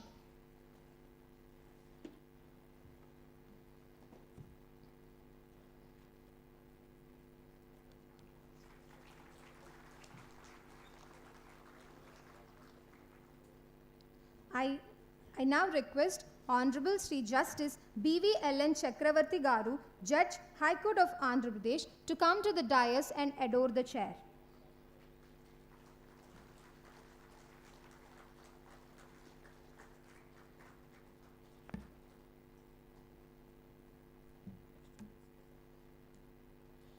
I request the Vice Chairman of the Bar Council of Andhra Pradesh, Sri S. Krishna Mohan Garu, to come to the dais and adore the chair.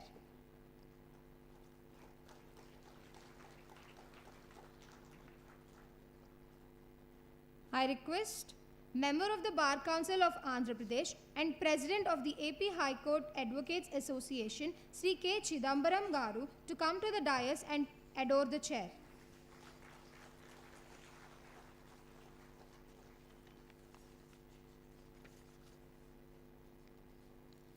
I request Senior Advocate and Member of the Bar Council of Andhra Pradesh and Program Coordinator Sri Ganta Ramarao Garu to come to the dais and adore the chair.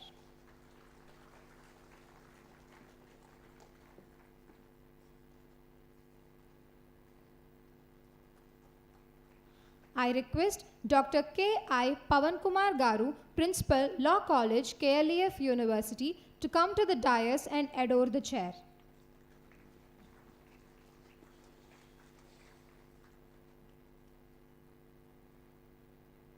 I request V. Chandrasekhar Reddy Garu, member of the Bar Council of Andhra Pradesh, to come to the dais and adore the chair.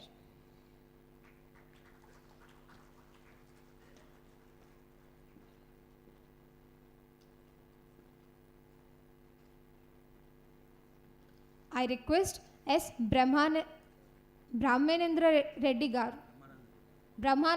Garu, the member of Bar Council, to come to the dais and adore the chair.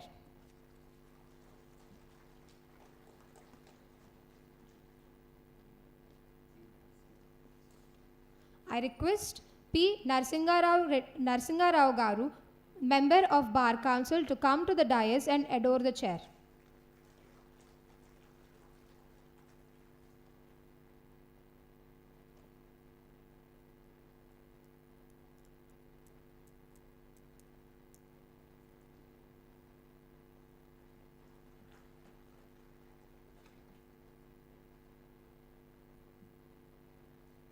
I request Y. Nagireddy Garu, member, Bar Council of Andhra Pradesh, to come to the dais and adore the chair.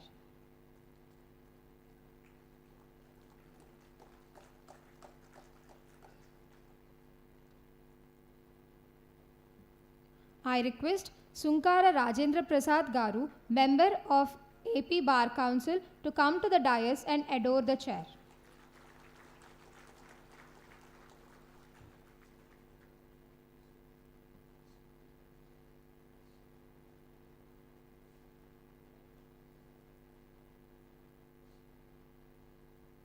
I request V. Brahmareddy Garu, member of Bar Council, to come to the dais and adore the chair.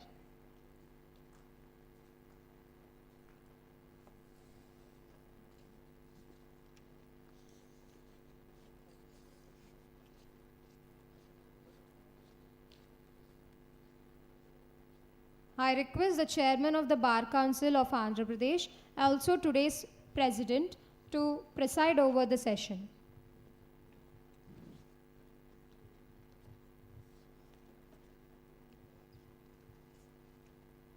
Today is a very fortunate day for all the advocates who gathered here from the shores of Andhra Pradesh for the 3-day orientation program.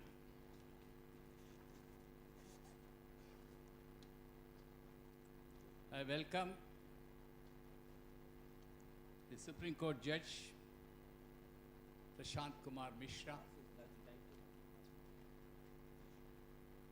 and all the Bar Council members, and also the Honorable Justice B.V.L.N. Chakravarti, High Court Advocate,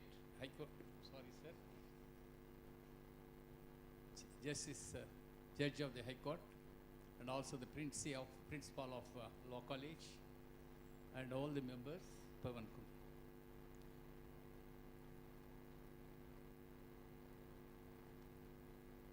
Now just recollect, it is last year, sir, you are here for the inaugural function of the same program. How fortunate we are. Give big ovation. Now today is valedictory function. How nice for 1 year. The chief guest, our Honorable Supreme Court Judge Prashant Kumar Mishra ji, will also want to know from all of you, for all this 1 year, how you imbibe yourself from the orientation program, which our Lordship has addressed last time in the inaugural function and today's function. Yes, I will tell.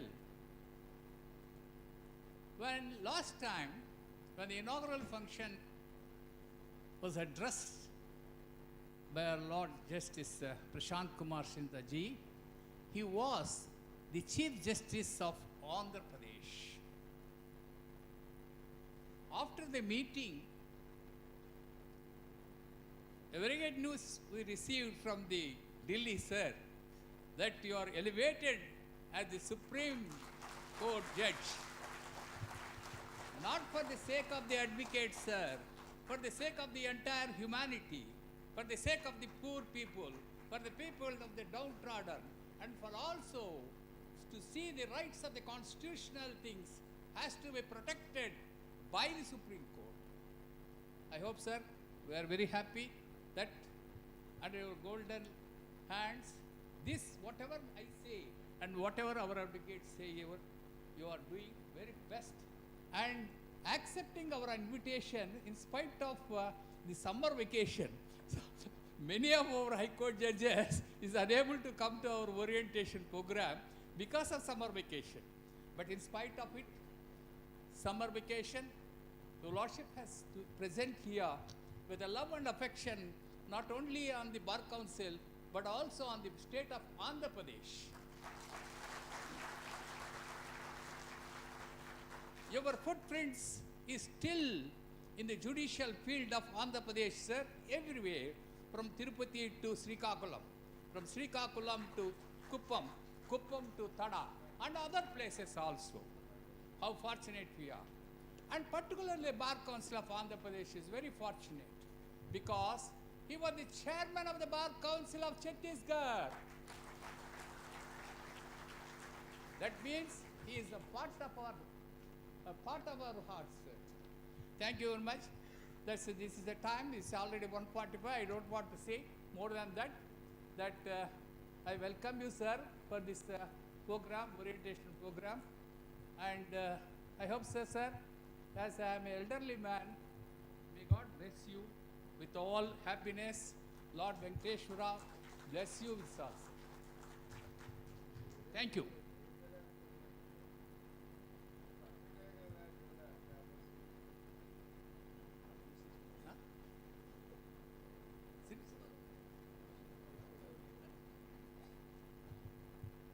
Now I request the principal of KLU Law College, Mr. Pawan Kumar, to address the gathering.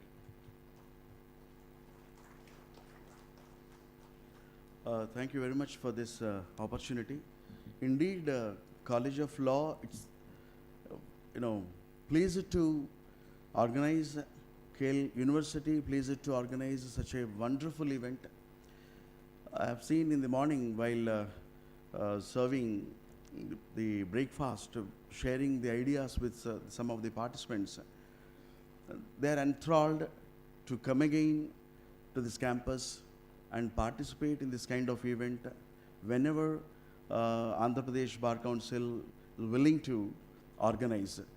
And my assurance on behalf of university, in absentia of Vice Chancellor, on behalf of the President, that whenever this kind of academic activities are planned, you please choose KL University, Law College, any academic activity with reference to law, with respect to law, national seminars, international conferences, brainstorming sessions, you please suggest us.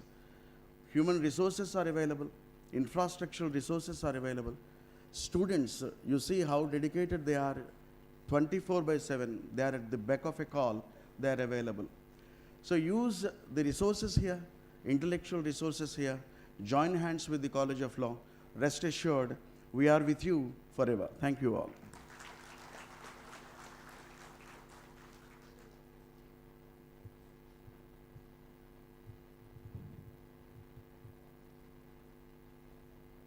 All the advocates who gather here, along with guests and the Bar Council members, are very eager of hearing some of the salient features of his life and also the advice to the young advocates and also the other advocates by our honorable guest, Justice Prashant Kumar Mishra, Supreme Court Judge.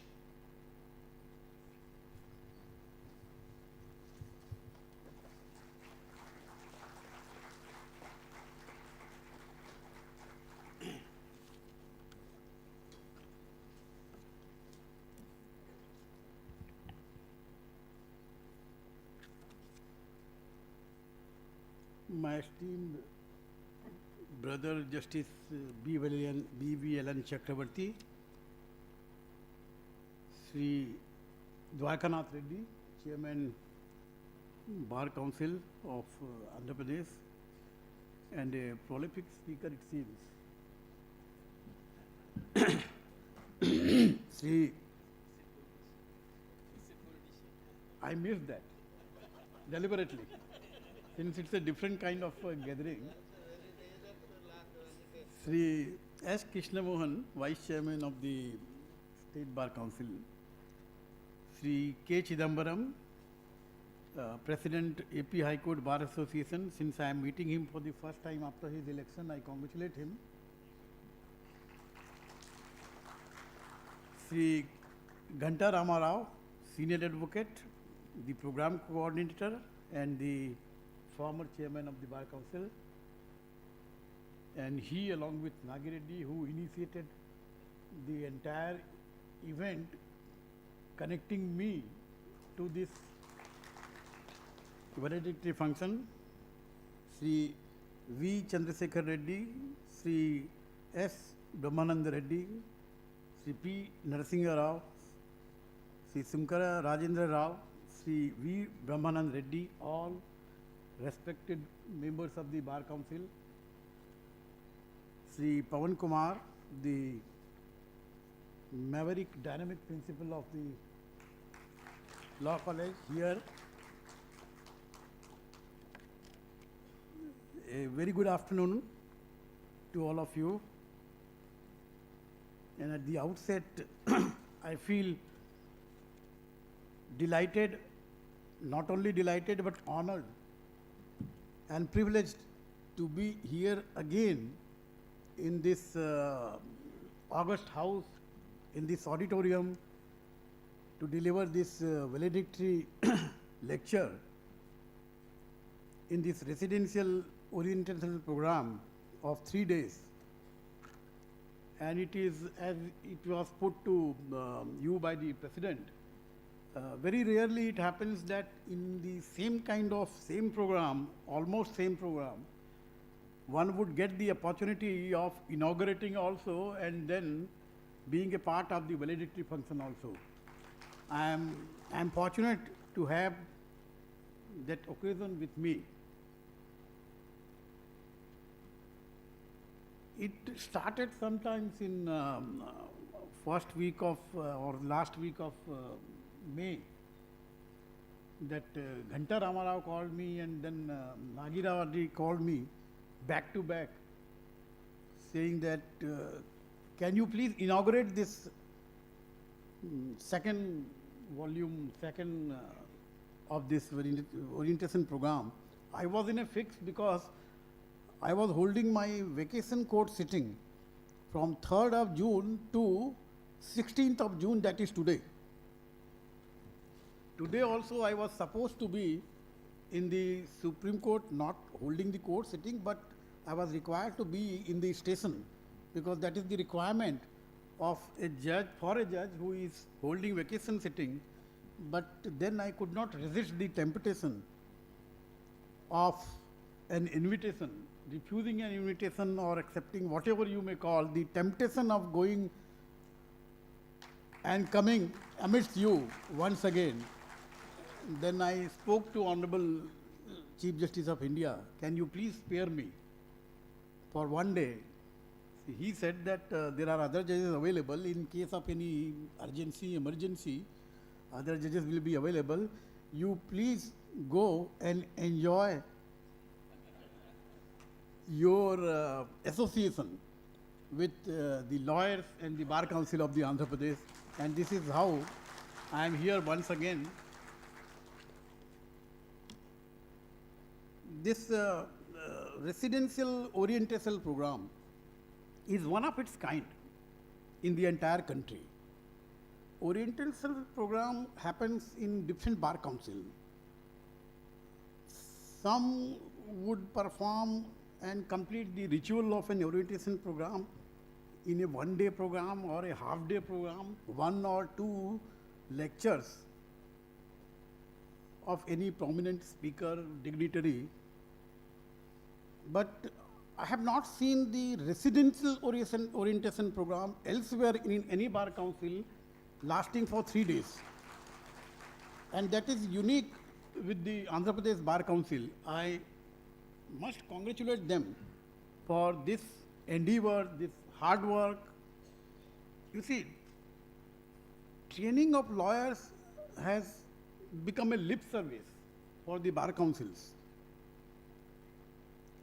But it is not so with the Andhra Pradesh Bar Council. And that shows the passion and commitment of the Bar Council of AP to train the young lawyers. And that is why I have found the quality of lawyer during my stint here as the Chief Justice, the quality of lawyering or advocacy was at such a good position when I compare that with the quality which we have faced in MP and Chhattisgarh at that point of time. Even in other states which I have visited when I was chairman of the Bar Council, language only doesn't mean the quality. One may speak very fluent English, but the quality of the content or the legal submissions which is contained in that oratory inside the court is one good thing which I have found in the lawyers of Andhra Pradesh, be it in the High Court when I was there, or I am seeing it in the lawyers belonging to this area when they appear in the Supreme Court also. So that is one great thing. And I was going through this.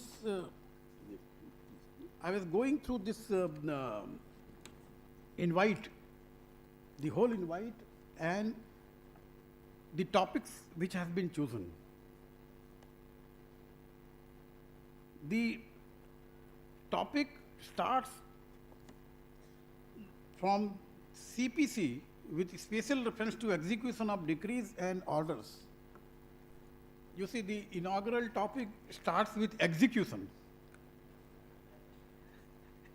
not with pleadings, but execution.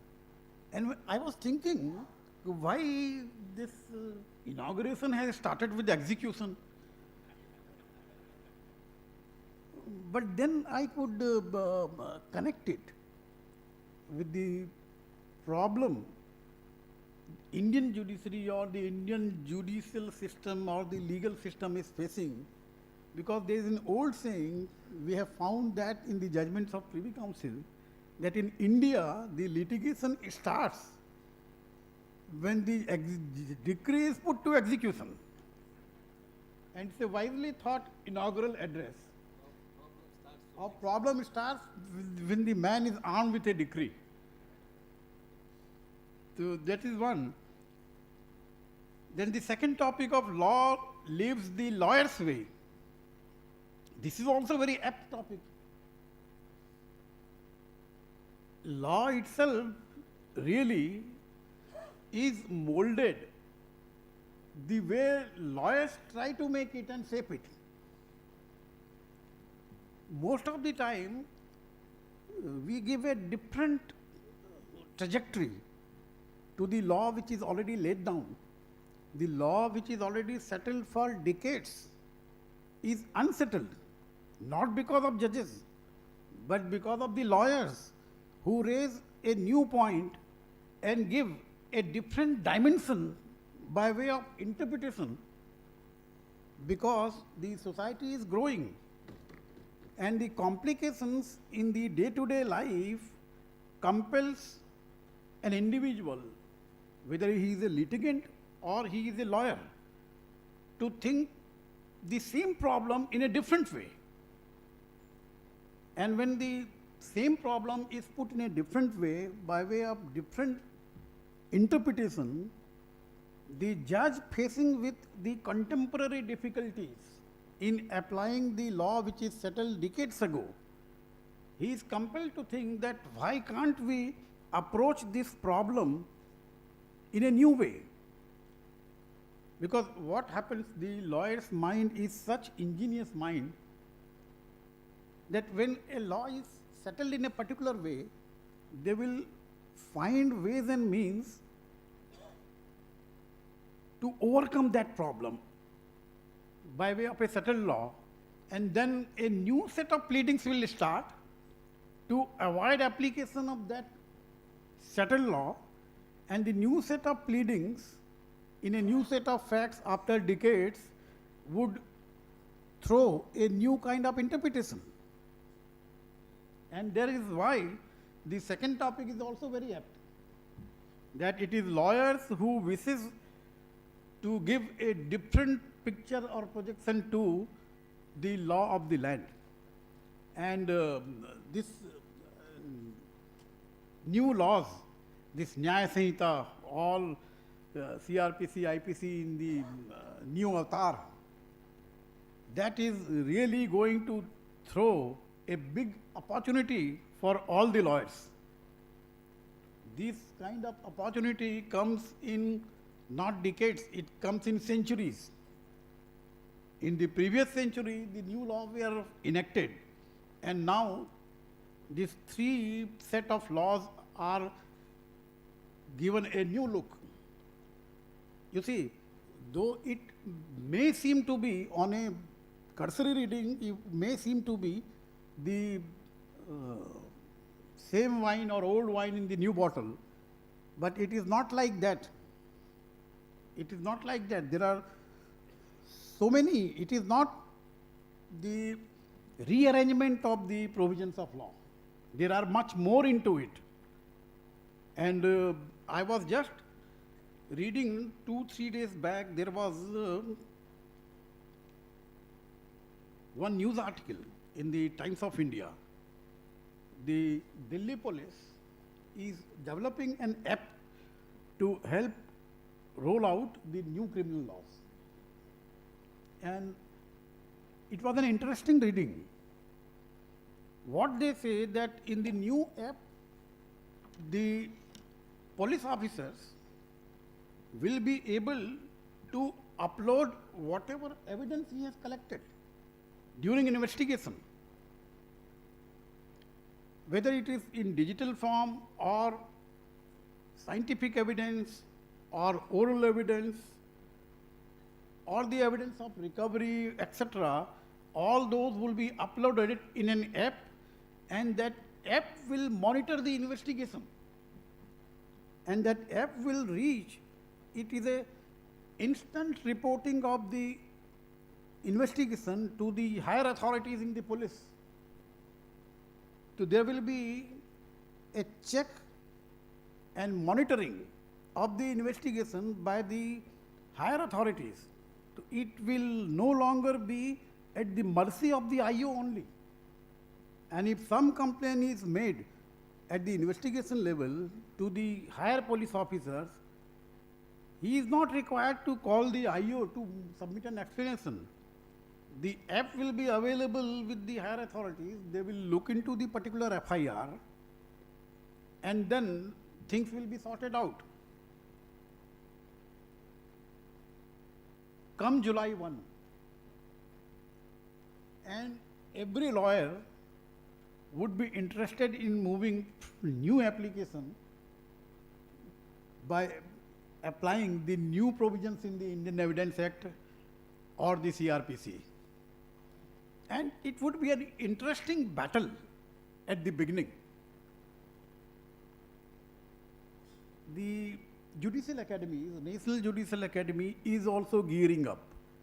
The judges throughout the country are being invited for this orientation of the new laws. Recently, in fact, 4 judicial officers from Andhra Pradesh, they have gone to National Judicial Academy for training on these 3 new laws. They met me. And different police academies, the state governments, all the state governments in their own capital, they are holding parleys, meetings teaching sessions, academic sessions, orientation sessions. Not only that, even the paralegal volunteers are also being trained. The lawyers are also being trained by different bar councils to gear up.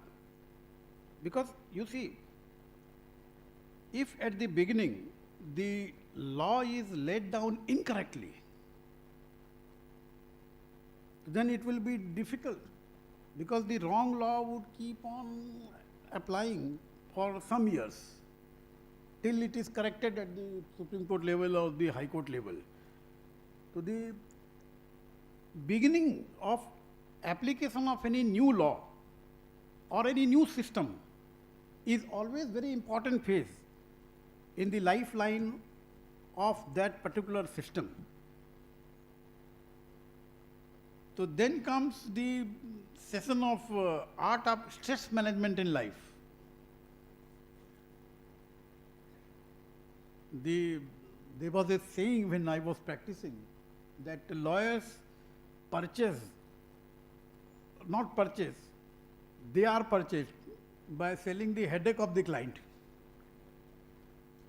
So the moment you accept a brief, the stress of the litigant is also transferred to you. So this topic is also a very, very apt and much needed topic to be addressed by the dignitaries who have spoken on this. Then the routine topic of will and declaration and injunction suits. Then comes the art of advocacy. This art of advocacy is a topic which is being spoken about since time immemorial. And it will be talked about, spoken about, and the more you talk, the more you think that this lawyer is not complete, he doesn't know anything. So this is one topic which every bar council should always include in the program. Then role of bar and bench in the administration of justice. This is also a very germane topic, because unless the relation between the bar and bench is congenial, healthy, the proceedings will not culminate positively and in a qualitative way. For a good judgment to be delivered by a judge, the courtroom atmosphere has to be very healthy. Anything which comes out from the pen or the mind of the judge in a stressed mind, that may not reflect the proper wordings which one is able to utter. The same judge or the same person, if he is writing something in a cool state of mind, would deliver a very qualitative judgment, but when he is stressed, he will tend to falter. He will go haywire and commit mistakes somewhere in the judgment if he is not in the cool state of mind. Then right to property, Transfer of Property Act, specific relief, these are all the very, very popular topics. And Specific Relief Act is now the majority of the litigation is concentrating around this Specific Relief Act. There are less number of title suits, but more of the nature of specific relief.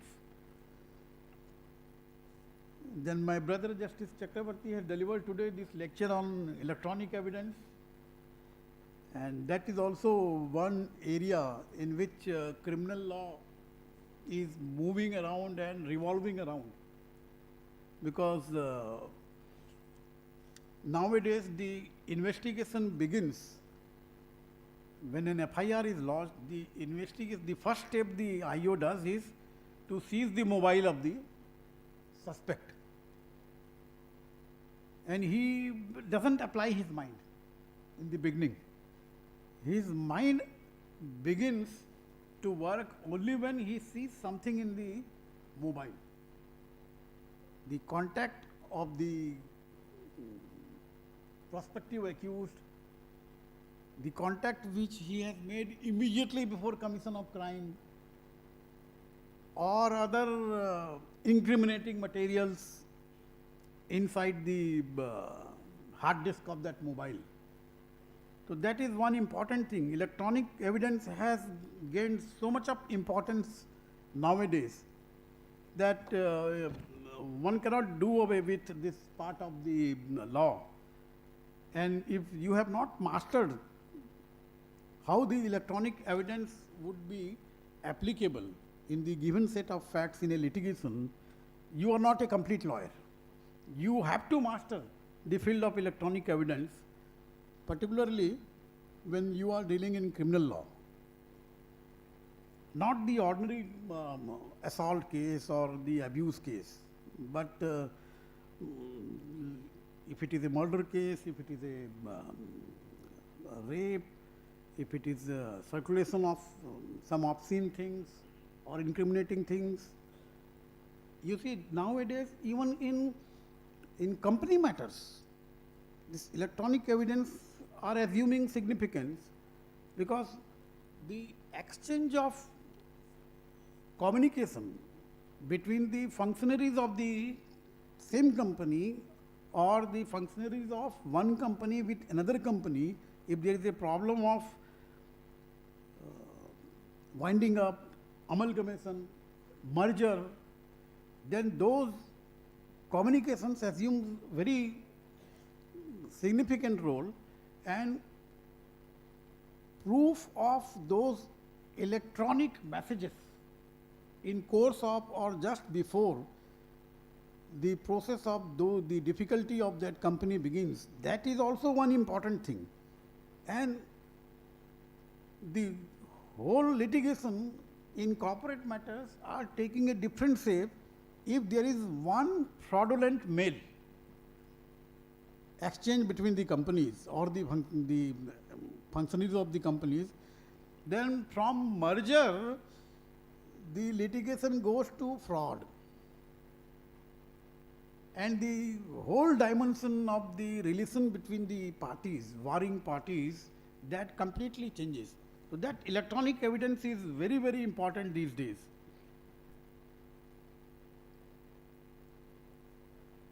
My journey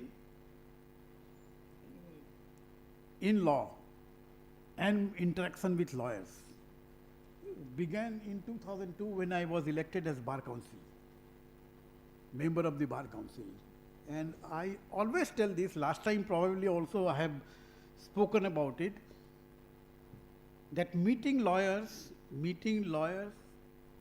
who are at the end of the queue, who reside in the far away, remotest corner of the country, who don't have means to arrange for and meeting the two ends. Those are the lawyers who are really suffering, and for them, this kind of orientation program would be really, really very helpful and meaningful. Before I contested the Bar Council election, I was also thinking that all the lawyers are well off. But having seen them from the close corner and interacted them during my canvassing, I saw the reality that the grass from somewhere else is looks very greener, but it is not that green when you reach to the field and the exact place. We have to do so much for the benefit of the lawyers that whatever you do appears to be incomplete or less than satisfactory. So what I am telling you and to the Bar Council is that this effort should continue. It should not stop. And hats off to the KL University, who is providing all the necessary assistance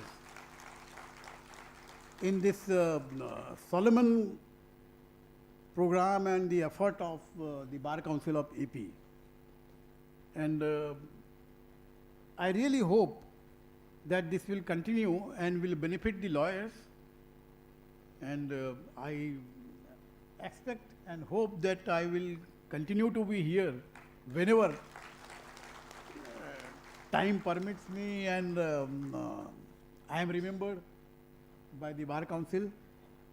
And Andhra Pradesh is so close to me that any request to come to Andhra Pradesh, I am telling you from the bottom of my heart, I can never refuse.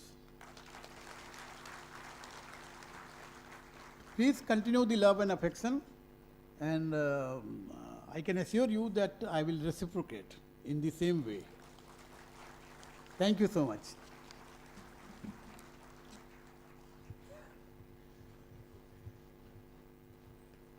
Thank you very much, sir.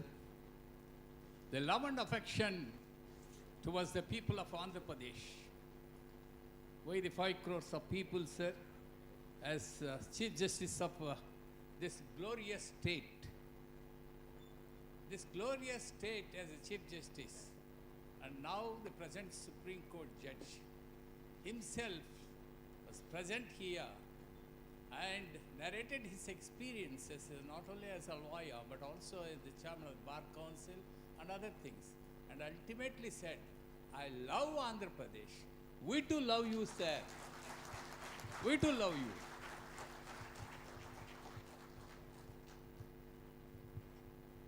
Our advocate community always are very grateful to you, sir, when you are the Chief Justice of Andhra Pradesh. Particularly, whenever there is vacancies in the judiciary, in spite of the meager strength of the judicial officers, you try to adjust, including the martial areas and trial courts. Let's say we are very grateful to you, sir. And your open invitation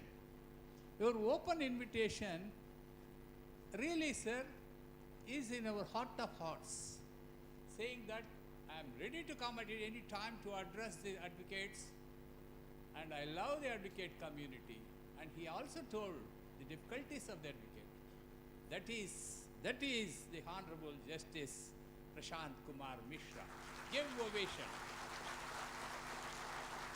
Thank you, sir.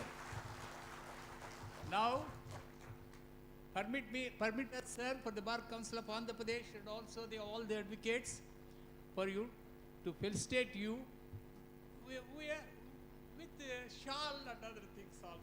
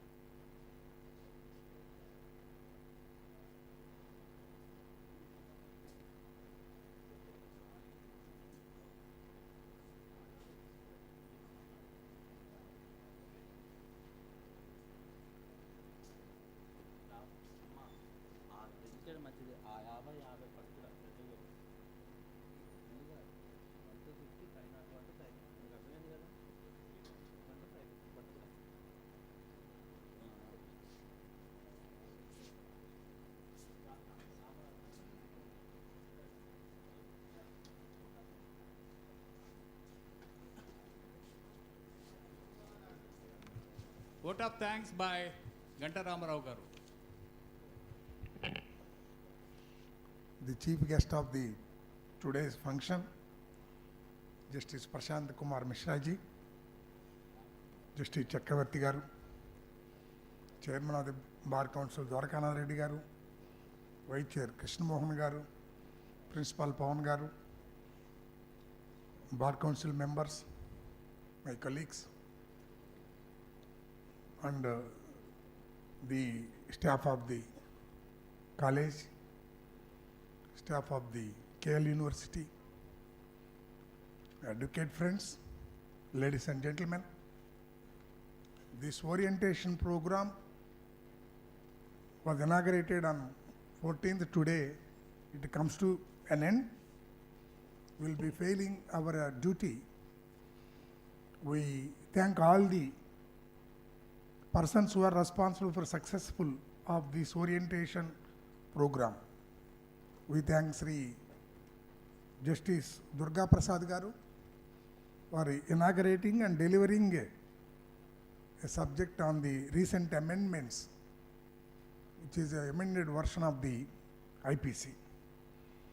We also thank Sri Akula Venkateshwara garu for delivering on the first subject on the education, and Sri Justice V.R. Krupasagar and Mr. Aravind Notalapati and Justice Srinivas garu and Justice C.V. Nagarjuna Reddy garu, Justice L. Nageswara garu and Justice M. Satyanarayana Murthy garu and Justice G. Ramakrishna Prasad garu and Justice Subbareddy garu and Sri Justice Venkata Jyotirmayi Pratapa garu and Justice B.V.L.N. Chakravarti garu and Bikash Rajan Bhattacharya garu, who all the way travelled from Calcutta and delivered an important subject, and Sri M.E. Durga Prasad garu, advocate, for all the way coming from Hyderabad for delivering his lecture.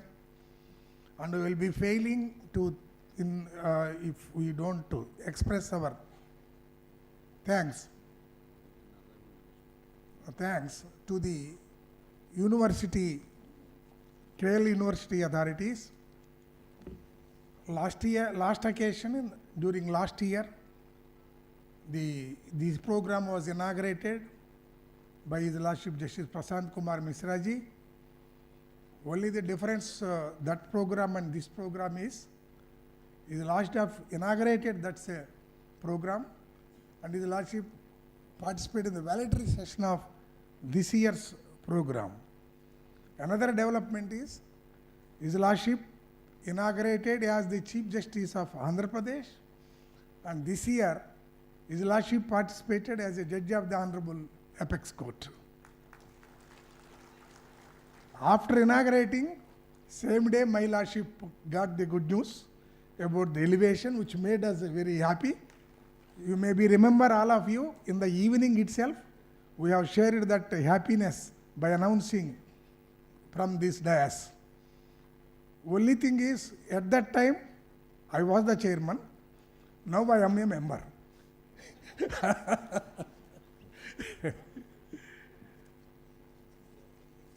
The Sri Pawan Kumar, principal of the college, Vijay Sudha garu, HOD of the law department, they have helped here not only by giving a support of the infrastructure, but also be with us all these 3 days as if they are also one of the participants.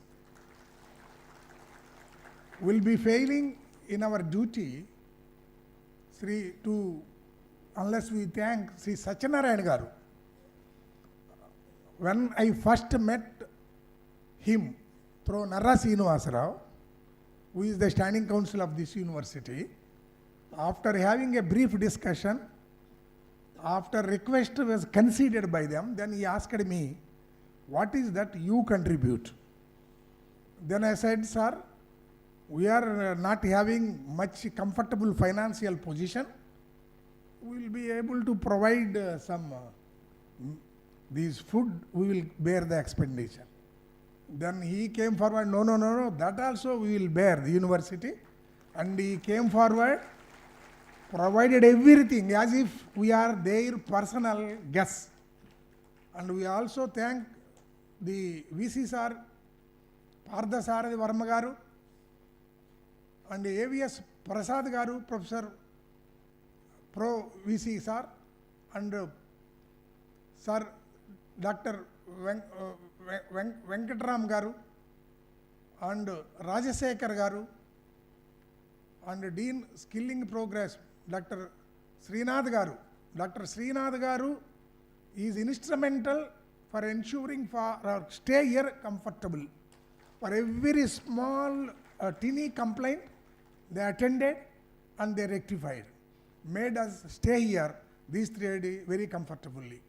And Assistant Dean, Student Affairs, Dr. Habibullah Khan garu, and Dean Placements, ABV Prasad garu, and Dean M&H, Kishore Babu garu, and Rajesh garu, Planning and Development Dean, and Principal, already I mentioned about Pawan Kumar garu, and there are 2 yoga teachers.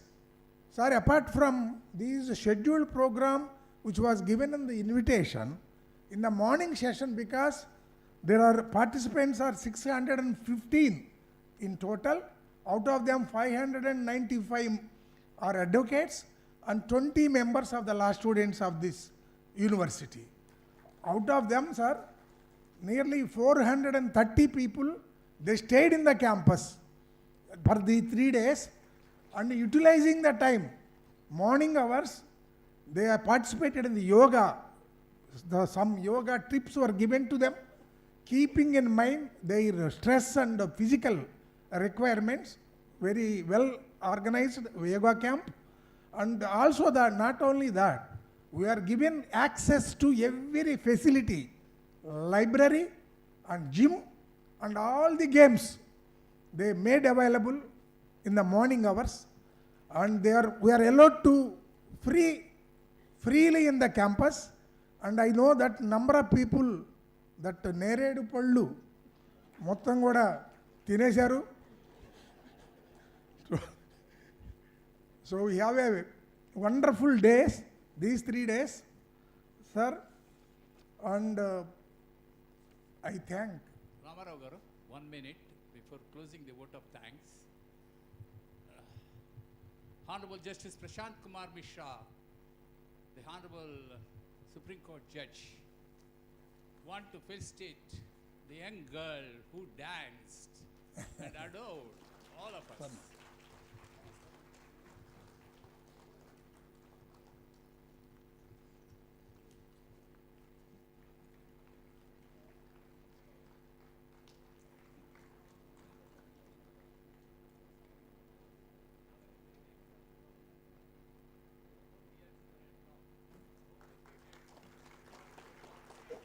You are very fortunate, the Supreme Court judge felicitating you. Keep in your mind.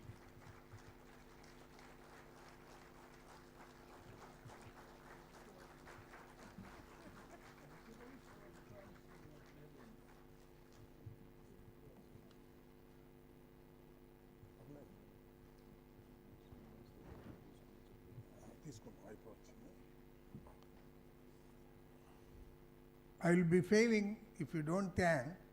We also conducted cultural programs, sir, 2 nights. And whatever these serious sessions, whatever the fatigueness, tiredness, they made us again rejuvenate them and send them their rooms.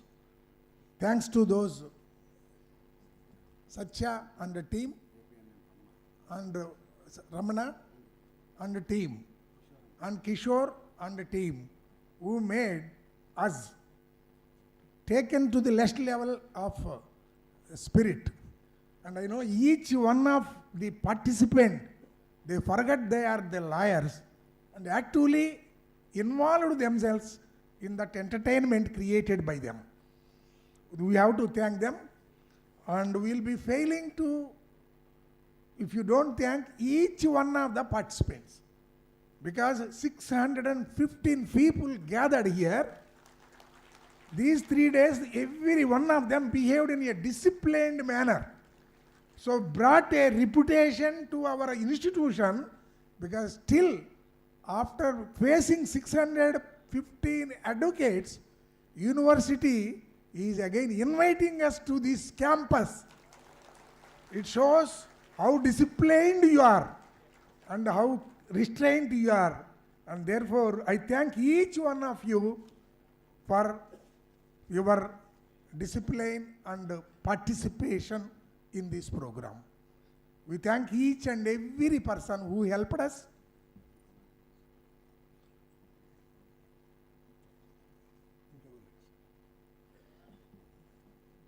We thank from our bottom of the heart, and you give a big ovation to the university and the staff for their aid and assistance and participation in this program.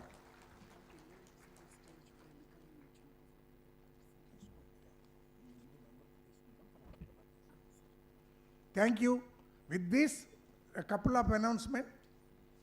With this program is come to a stage, end stage, and all of you finished your lunch leisurely, because every day we are hunting you, come fast. Today have a leisurely, you enjoy the lunch and pack up. The buses will be there. Participation certificates, though we try to give some of them, time is not there. We don't want to keep you hungry further. Collect them. Each certificate is available. Collect them. Buses are available. Time. By 4:30, buses will be available to Vijayawada bus stand, to Vijayawada railway station, Guntur bus stand, Guntur railway station, and NRI College, Mangalagiri. Thank you. Thank you, one and all. Thank you, one and all.